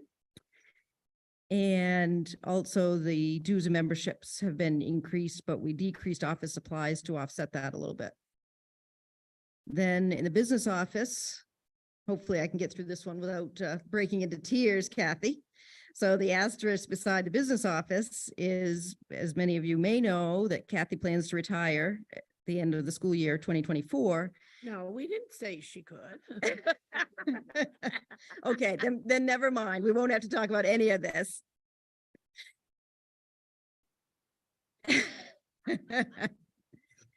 So we have in the budget that you'll see when you get the full budget, we have increased that salary and benefits line by 10,000 because, as you know, Kathy does payroll, human resources, accounts payable. So there is a lot for a new person to learn. And I think Kathy will admit that it took quite a while to learn everything when she was first starting. So we would like the replacement to be starting about May 1st in order to have 2 months of training with Kathy. The increase also in the business office is just for the software maintenance annual fee. Teacher certification, there's no change. Food service, as Gina just talked about, is actually a decrease of $25,000. Major capital debt is the interest and principal on Darragh Elementary School, and we're almost at the end of that. The last payment will be made in 2027, so the amount of interest is decreasing as we go along. Out of district transportation is if we had a student that was using community concepts to get to their out of district placement. We don't use that very often. Usually they're transported with our own vans and drivers, but we do have that in the budget just in case, but we aren't changing it. And then English language learners, we have a contracted individual who provides their services when needed, and that is remaining the same as well. Health services is the whole cost center for the nurses. We have 2 nurses and then a third that's paid with ESSER funds. And there was course reimbursement that had been requested in the past, but none of them want to take courses, so that's a decrease. And then gifted and talented, over on the rationale, it does say increase K-8 contracted services. This does cover K through 12, and they wanted to put some field trips in the budget. This is an increase, but the way gifted and talented works is when they get our finances, they pay us back for whatever expenses there were in the gifted and talented program on our ED 279. Any questions? Go ahead, Liz. Out of district transportation, what's that mean? So if we hired Community Concepts to give a student a ride to Margaret Murphy, let's say, Oh, okay. rather than using our own van and driver. Any other questions? Oh, I had it for Gina. Is the plan, or we don't know next year, is the state gonna pay for lunches, or when will we know that? They're supposed to, they're gonna continue. Okay, that's what I want. Thank you, Mary. All right, is that it for today? Oh, mon dear. All right, old business, Bruce. Got any Region 9 updates? We met at the first of the month of this year. We more or less. See. The finance, it was mostly to do with starting to do with the finances and trying to get how things are gonna be paid out. With the new, how they're gonna look at going down through everything. The finance committee came back with a proposal of what they wanted to do. The directors got a chance to look at everything. And there was a lot of questions about how things were going to be done. And it ended up being sent back to the finance committee for them to redo some of the questions that the directors had. So I'll be coming up with that part later on of what we were at. We had staff reports that were done. Right now, they're going through and trying to get how many applications they've got for the next coming year. They've got at present time 65, but it just keeps changing all the time. But that was at that time. They're doing recruitments for the freshmen, sophomores, so that they all get to see what's going on, what's available. We've been trying to work with the students to try to get them to do the fastest so that that we could make sure that they realize that if they're going to graduate this year, that they do realize about the community college. So they need to fill out these forms. So the staff at Region 9 has also been trying to get people help on that.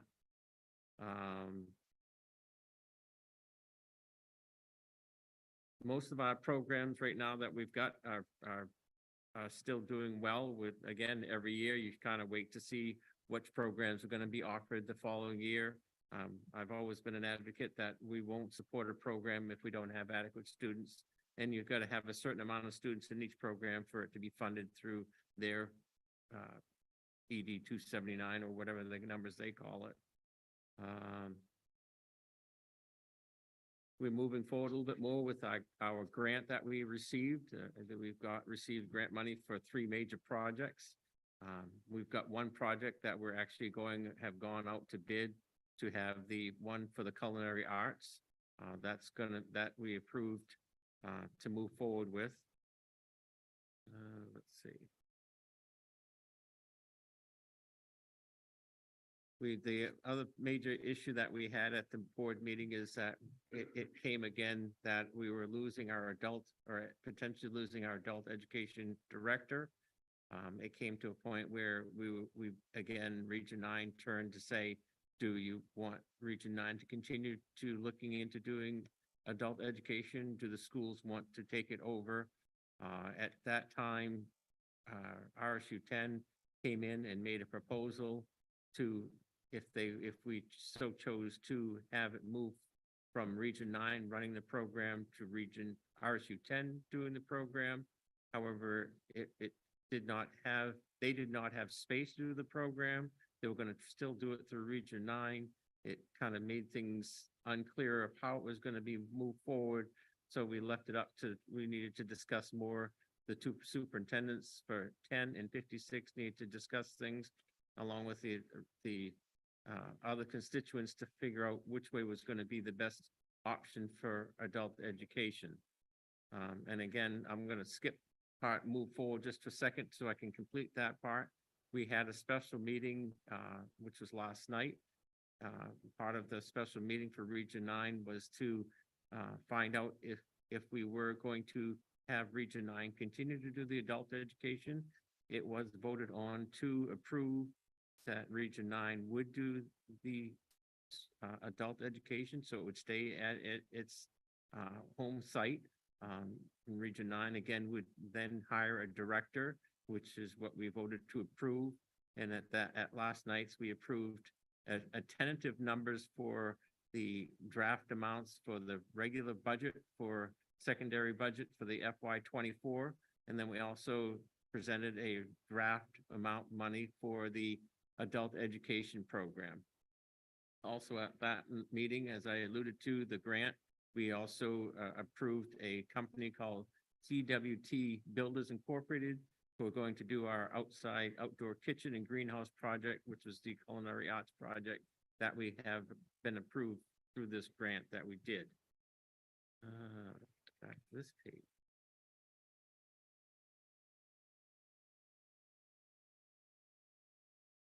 I think that's pretty well covered it all. Bruce, when is the Region 9 vote for their budget? The one that people come and vote? There was Is it next? there was a hearing tonight. Okay, I thought it But was there tonight. are other upcoming ones that will be, if you read the paper, you'll find when they are. I don't have them written down. on Okay, this because I paper. knew there was something the same time as today. I did Yeah. email it out to this board and I will resend it if you'd like me to. Thank you. Yeah. Any questions for Bruce? I have one. Yeah, go ahead. Bruce, is Region 9 looking to, well, not Region 9, but the adult education part, should they hire a director? Are they gonna open any of the offerings like CNA or culinary to adult learners to maybe have some revenue? That would be a question that I would need to approach both whoever becomes the new director for adult ed. And then it would also have to be approved through the director of the building, which would be Brenda Gammon. So I don't have that answer for you. It's always an option out there. We're always looking out to do whatever's in the best interest of what we're going to do. Right now, usually most of the adult ed that we have is basically what we're doing is trying to get students, those people that are involved into it, to either get the high set or the, what's the other word? There's two different programs that they have, so they get the diploma for high school and so forth. So most of the adult ed, a lot of it has to do with, someone who has not finished their program and we're able to get them through it. So we've got fully staffed for right now of what we've got for the adult ed. So we're in pretty good shape for that. And they're supposedly meeting with a potential candidate that we approved last night. And if that moves forward, then we're going to have a brand new director. Yeah, I'm just asking because I know there's been a lot of people in the community and different partners asking if those programs will be open up to the public because of all of the grants, and it is a way to, earn some revenue and, be able to offer opportunities to more people than just the students. The only program that I know of right now that are open beyond just the students is truck driving. We have that program that runs all year long. Some of the other programs I'm not aware of that we're offering it beyond the students that are there. I know the building is used for online classes, for medical classes and things like that, but it's not specifically by Region 9, but their building is used. Any other questions for Bruce? Thank you, Bruce, for being a representative and reporting. Superintendent's report. I have called each of the 4 town offices to officially invite the select board members and anyone interested to attend the next RSU56 board meeting. That is next Tuesday, March 28th. That will be a budget workshop. So anybody that's interested in giving input into our FY24 budget, that would be a great time to attend. I was also asked by a board member how many superintendent's agreements we have in RSU56. So I'd like to report out, we have 43 students with agreements coming into RSU 56, 2 of which we're still waiting for paperwork from parents, and 32 students going out with agreements to other districts. The general purpose aid for each student follows the student to the school in which they're enrolled. So the calculated EPS rate per pupil is $6,969 in grades pre-K to 8 and $7,435 per student in grades 9 to 12 for this current school year. So of those students coming in, the 43 coming in, we have some that are pre-K to 8 and some that are high school. Is that high? It's pretty consistent year after year. It's about the same amount. I think it's good when we always end up with more coming in than going out, so. Correct. Yep. In terms of the FY 24 budget, it appears right now that we're going to be right around a 3.1% increase budget to budget without the addition of the bus, the JMG cost, and a civil rights stipend cost at Derigo Elementary School. This still has insurance at 10% increase. We will not know that until a couple of days before your formal vote. The administrative team has made cuts to absorb as much of the uncontrollable costs, such as payroll, benefits, diesel, gas, heating, fuel, etc. It would be incredibly helpful to the administrative team if the board would feel comfortable kind of giving us a percentage target, if you possibly could. And that concludes my report. Unless you want to give us a target number, I will ask Kenny to come up and do his administrative report, followed by Charlie. If the board would love to give us a direction, that would be mightily helpful to the administrative team. Is that what we want to do, or do we want to do it next week? Because our brain is fried. Well, I mean, that would be a discussion, and is that okay? I wish insurance I would cannot come in. force you to do anything, Madam Chair. If we're willing to do it, I'll do it, but I'm getting yeah, I'm getting the faces of, okay, because it's a lot we're absorbing today. So next week we will give direction. But that 3.1 does not include JMG, The new bus. And we're And looking the at a civil stipend. rights stipend at the elementary Okay. school. Those are the 3 things that the administrative team have left on the add-on list. Okay. All right, who's next? Kenny is, come on up again.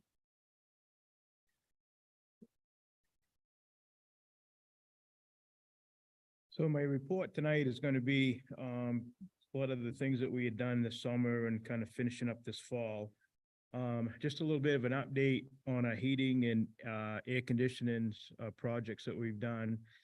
The Derigo High School, the boiler room, we did add that boiler this year for the hot water, the pony boiler as we call it. So when I was doing my gallonage for the high school here, we were actually able to cut that back 8%, knowing that next summer we can shut the 2 big boilers down and just run on that pony boiler. The air conditioning here for the SEC room is complete. So when we need that, when spring comes, we can utilize that. Derigo Elementary School, when that school was built, there was a small portion of it that is air conditioned, or was. And through the ESSA money, we were able to completely air condition all of the school. So there's one more unit. The unit is on the roof. We're just waiting for the roof to dry up to put the penetrations in the roof for to finish the wire and everything. So come summer school, and maybe even if we need it before school gets out, that should be up and operating. And I know I've mentioned the other thing that was good about the units that we put in over there. We can use them to heat the upstairs rooms a little bit if it gets cold and the current system won't take care of it. But we've really done well this year. Excuse me, on that. I think we finally got that under control, and we're managing it quite well.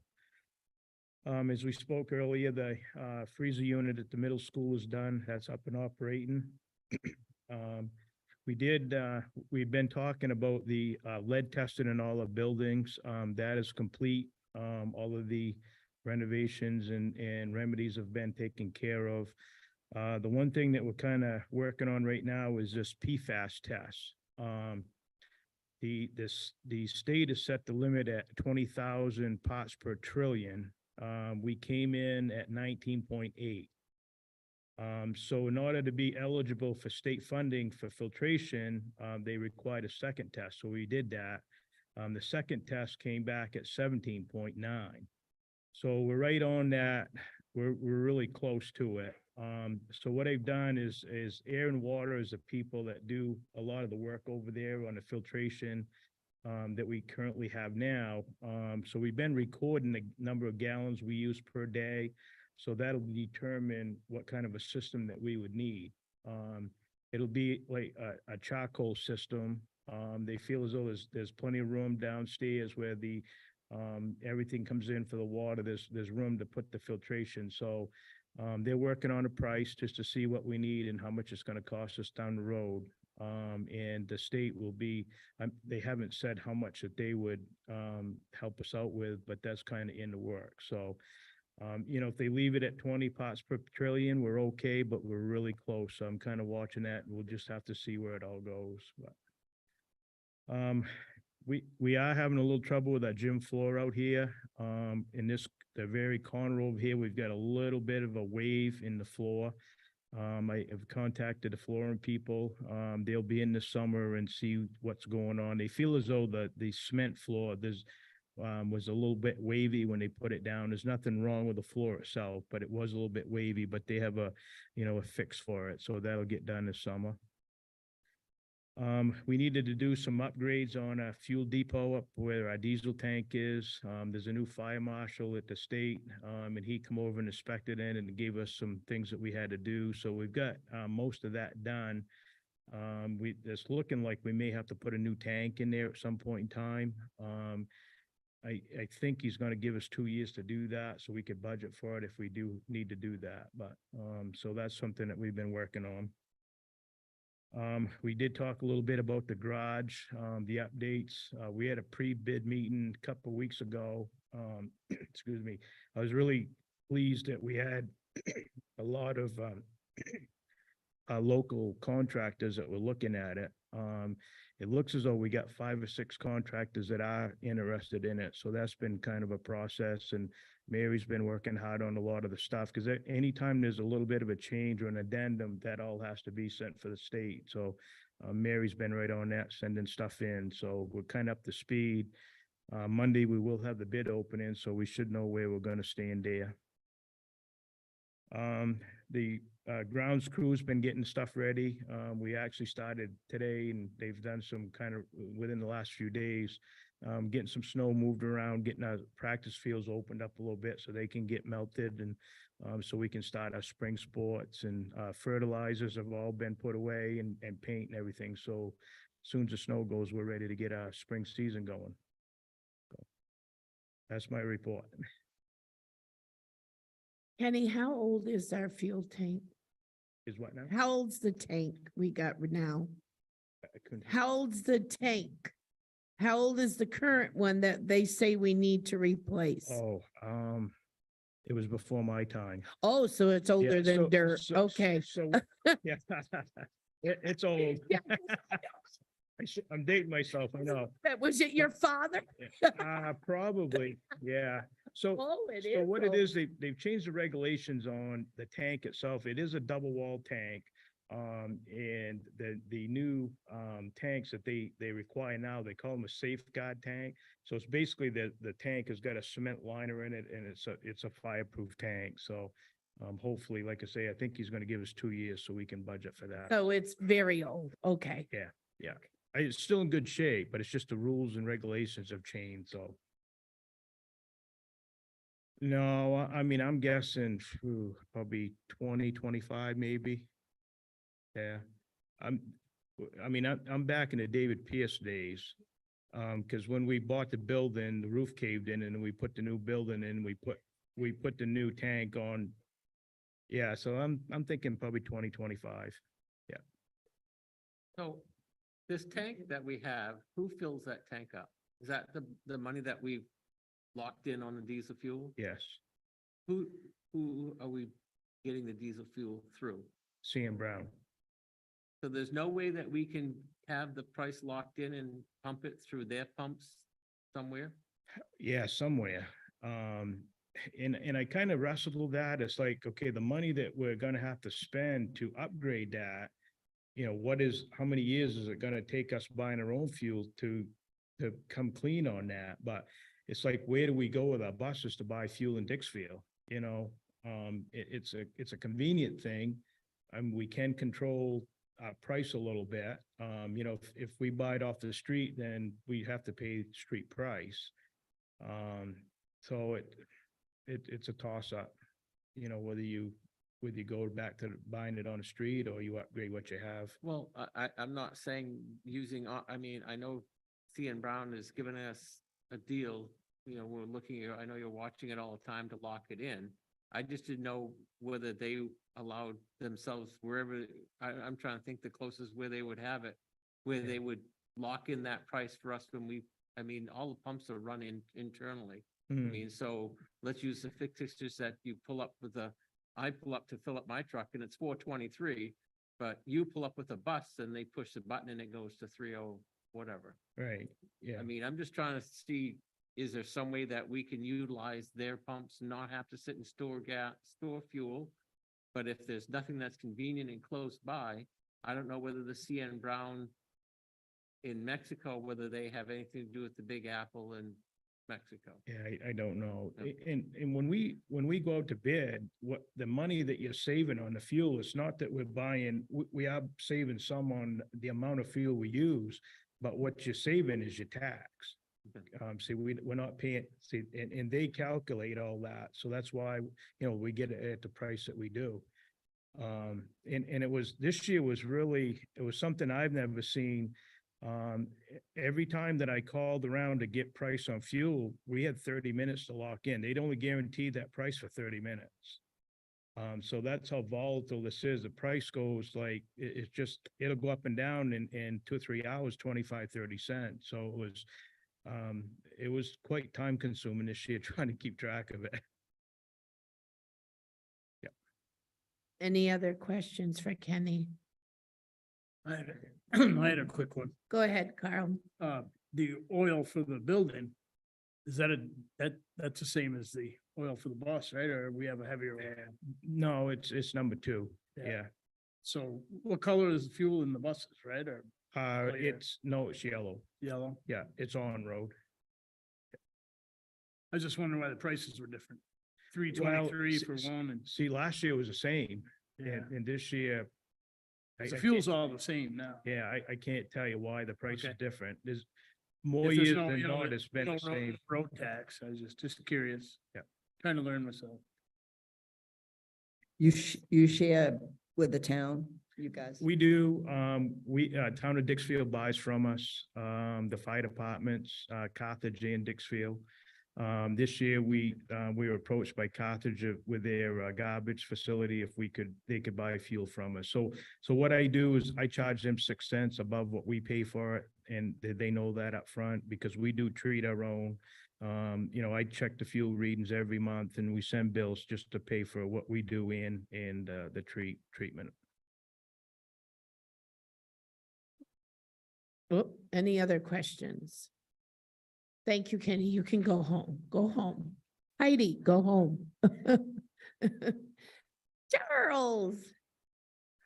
Gina, go home. You have to go farther, really, seriously.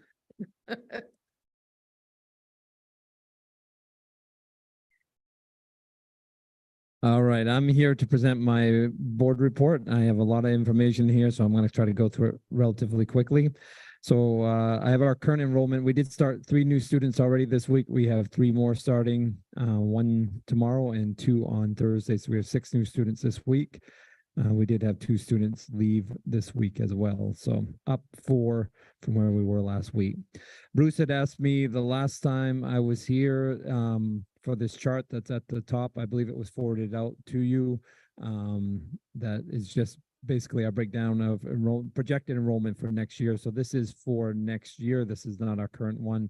And so it's just kind of in some grades like kindergarten and pre-K, it's still a little unknown as we're still doing pre-K and K registration right now. But I gave you kind of the best estimate based on what we have in the school currently. The position change, we currently have 4 kindergarten classrooms right now. One of those positions will be moving to 4th grade next year as our bigger pocket is up in those older grades. And also one of these teaching positions is ESSER funded, so it will be leaving after next year as well.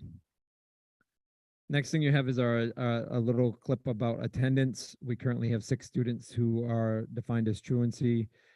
And that means they have 7 total unexcused absences. The other truancy category is 5 in a row. We don't have any in that category currently. I have 3 pending truancy. That just means I'm in the middle of reviewing. Parents have given me some updated information. So they had met the truancy mark as far as attendance, but I'm reviewing some additional information that parents sent in. We have 20 students who are in the truancy warning stage, meaning that they're somewhere between 3 and 6 unexcused absences. And then, so truancy is based all on unexcused absences, and then chronic absenteeism is total absences. So that's a combination of unexcused and excused absences together. So quite a few of those 29 kids that are listed above under truancy are also in the 57 number that's under the chronic absenteeism. And chronic absenteeism is any student who's missed 10% or more of the school days, which I believe is around 13 days at this point in the school year. On the next page is our Swiss report. So this is our discipline report. And I gave you a comparison to last year at this time in the percentages of what we have in each of the categories.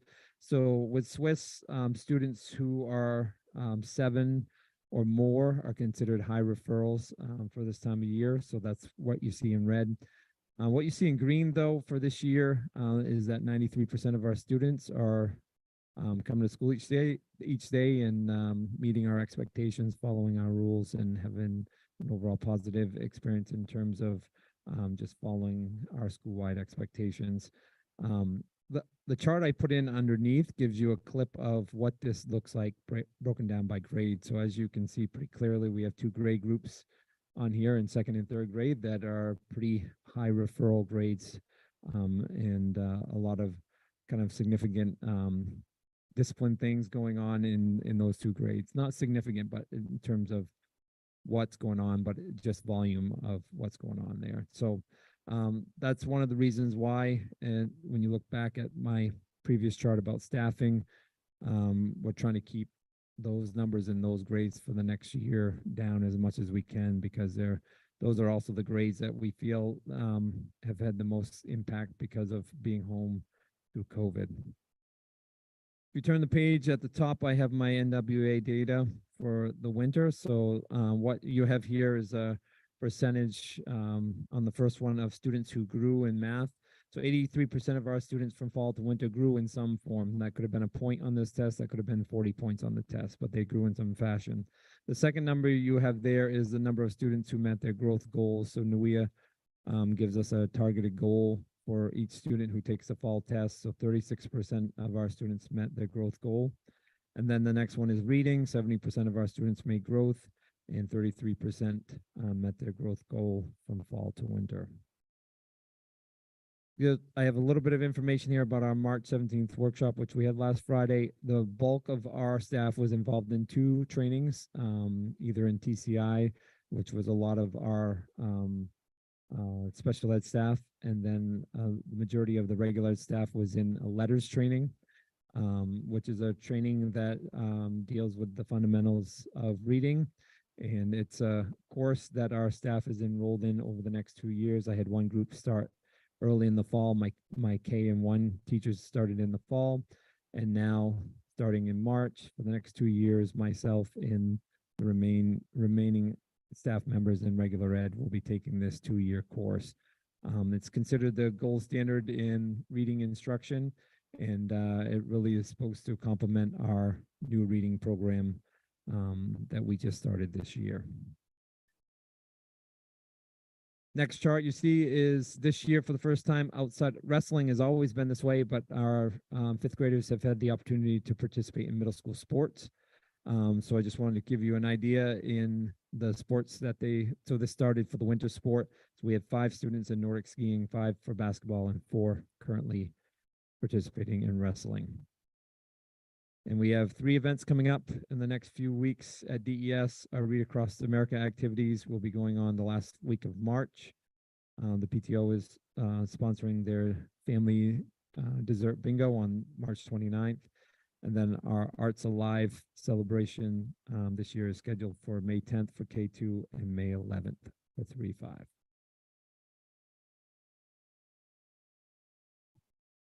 Charlie, I have a question. Go for it. So it sounds like a third of our kiddos met their growth goals for reading and math. So 2/3 didn't. What are your thoughts on that? Like, how aggressive are those growth targets? Or I guess, are you pleased with that? Or would you like to see those higher? What's your thought? How do you interpret that? Sure, I'd definitely love to see those higher, and I think we're continuing to respond to that. We implemented a new math program last year. We're in the middle of implementing a new reading program. It's hard. The fall to winter is a really hard target. We tend to see not as many kids meet the fall to winter for us as we do the fall to spring target. So not surprised by it. It tends to be a lower number for us, but certainly something that I am always wanting to be higher than that number, Natalie. Thanks. Bruce? I'm just, I guess, alarmed really highly of the truancy that we're seeing, even though it isn't big numbers, but it is big enough numbers. Do we have any idea where they are? So a lot of times, so some people think about truancy that kids just disappear, and that's really not the case with us, Bruce. Most of the kids that are represented in this chart, they come to school, but they may as soon as you get 7 unexcused, so 7 times during the school year where a parent doesn't call in, that absent gives us no notification. That absence is automatically marked unexcused.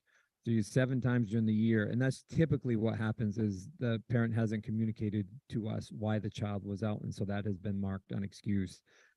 With the chronic absenteeism, what a lot of times happen there is a kid will miss a day a week or 2 days, 1 week, and a day the next week. So it's not like they completely disappear. They come to school, just not on a regular basis. Some of it is legit. Kids are sick, and we've done a lot of training over the last 2 years about staying home when you're sick. And so we have a lot more absences related to kids being sick. And some of it is a lot of other social issues going on in homes and families that our kids are dealing with. So The chronic absentees, like you're saying that, I mean, if I'm using the right one, that they've missed several days, are these excused? I mean, if you've got a child that's chronically sick and they miss, week 1, they've missed 2 days, they go to 3 days, and the following week they miss another day, and then they miss another day. These are still, the parents are calling in and saying what's going on, but then it's still a chronic absentee. So chronic absenteeism is both excused and unexcused combined. It's your total absences. And you could have a case where a student has, missed for several sicknesses, having COVID several times, and they get flagged on this list. Yep. That's what I was going to comment, asking if that, because I do know, especially the last day, you want them, if they are exposed, they have to stay home. You know what I'm saying? They test positive, they get this, and you want them to stay home with a cold. So it does add up. It can over a whole year.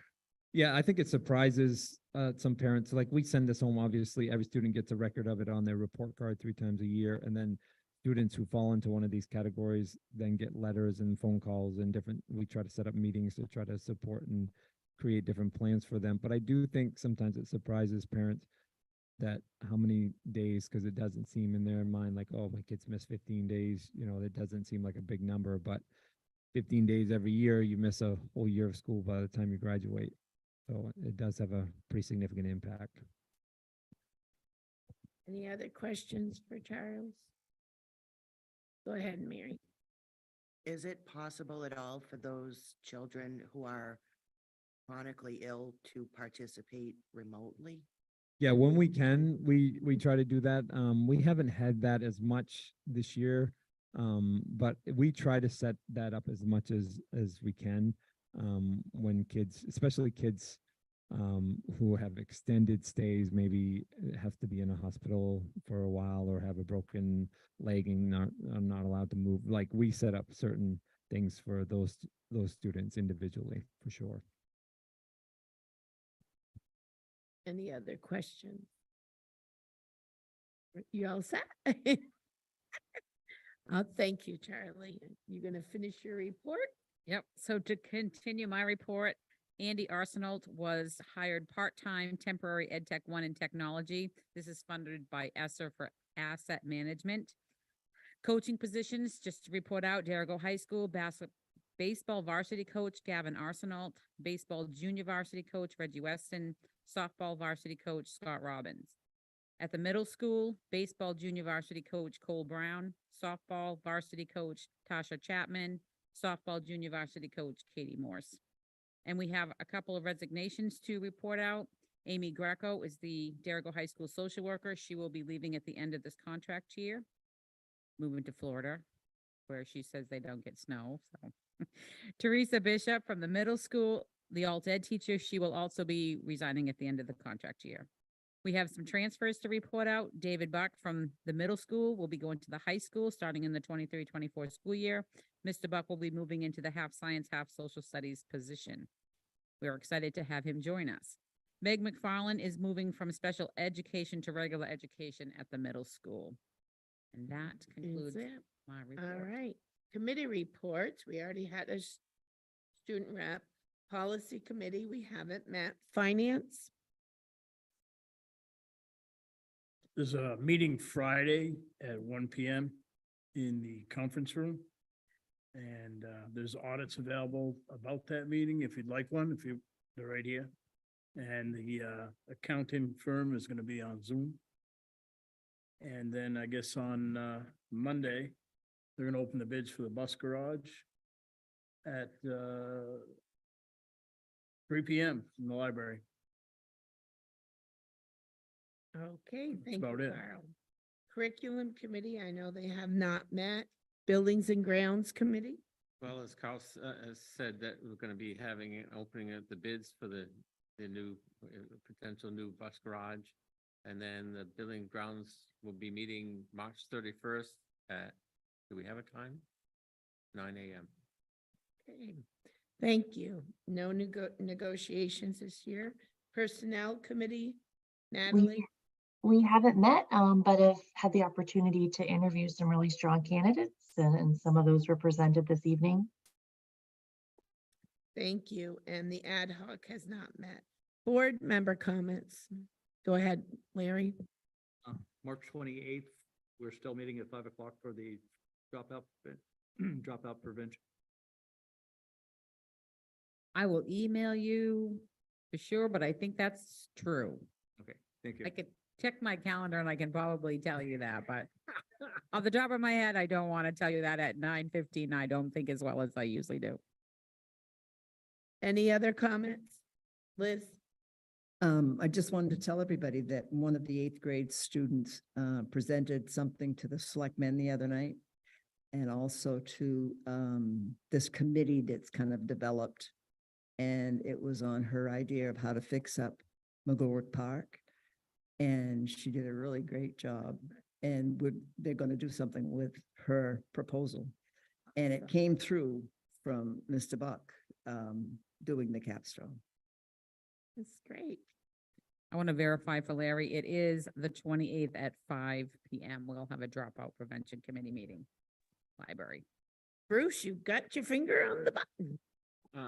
I was surprised that our student rep didn't say it, but I will, as everyone probably already well knows, Derigo boys took home the gold ball. Congratulations to the team. They did an awesome job. It was pretty unreal to see these core kids have been playing basketball together. The sad thing is that the majority of the team was senior heavy. So it was a kudos to them for doing it 2 years in a row. It will be a rebuilding year, but it was an awesome game to watch. And to follow up on that, I stayed up there, so I didn't come back for the reception. The regionals I did spoke and I said, the community was so supportive of that team and these kids are really good kids. And it just shows how much they care about the community and they know the community cares. And you see that when you're at the receptions, at games.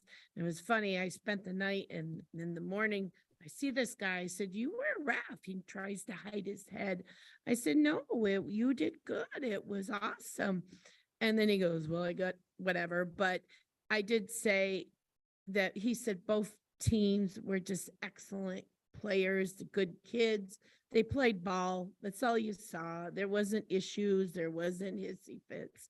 So it's nice to see how respected that team was and how caring, they wear t-shirts, they're a family. And that shows it's not just about the sport, that they really care for each other. And it was very nice to see. And nice to see all the community come out because boy, they came out. Alumni and older alumni. Okay, any other things? Could I get a motion to Sorry, can I chime in real quick? Yes, you can, Nat. So I'd echo that. Great kids, great community support, great role models for our little Cougars, which I really appreciate as a parent of a few of them. One question real quick, where are we at in terms of budget process and timeline where we've kind of gotten backed up a little bit? So we have a meeting next week. Like, what's our timeline look like? When do we need to decide for sure what we're going forward with and what does that look like, I guess? Good question. Yep. So next week, March 28th, we will have a budget workshop. That's where we invite all our constituents from the 4 towns. And then on the first meeting in April, you will see the whole budget and that will be, you see the whole budget next week. The first meeting in April, you'll be voting on the budget.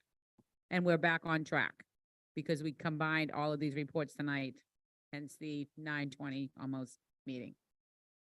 All set, Nat? Okay, so we review it all next week and then we vote on the 11th. That is correct.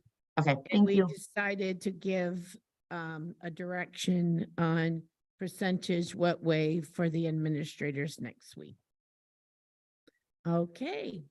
Can I get a motion to adjourn? All righty, a second. Roll call. Larry? Bruce? Yes. Carl? Yes. Tim? Yes. Natalie? Yes. Barbara? Yes. Liz? Yes. Deanna? Yes. Mary Ann? Yes. Night, guys.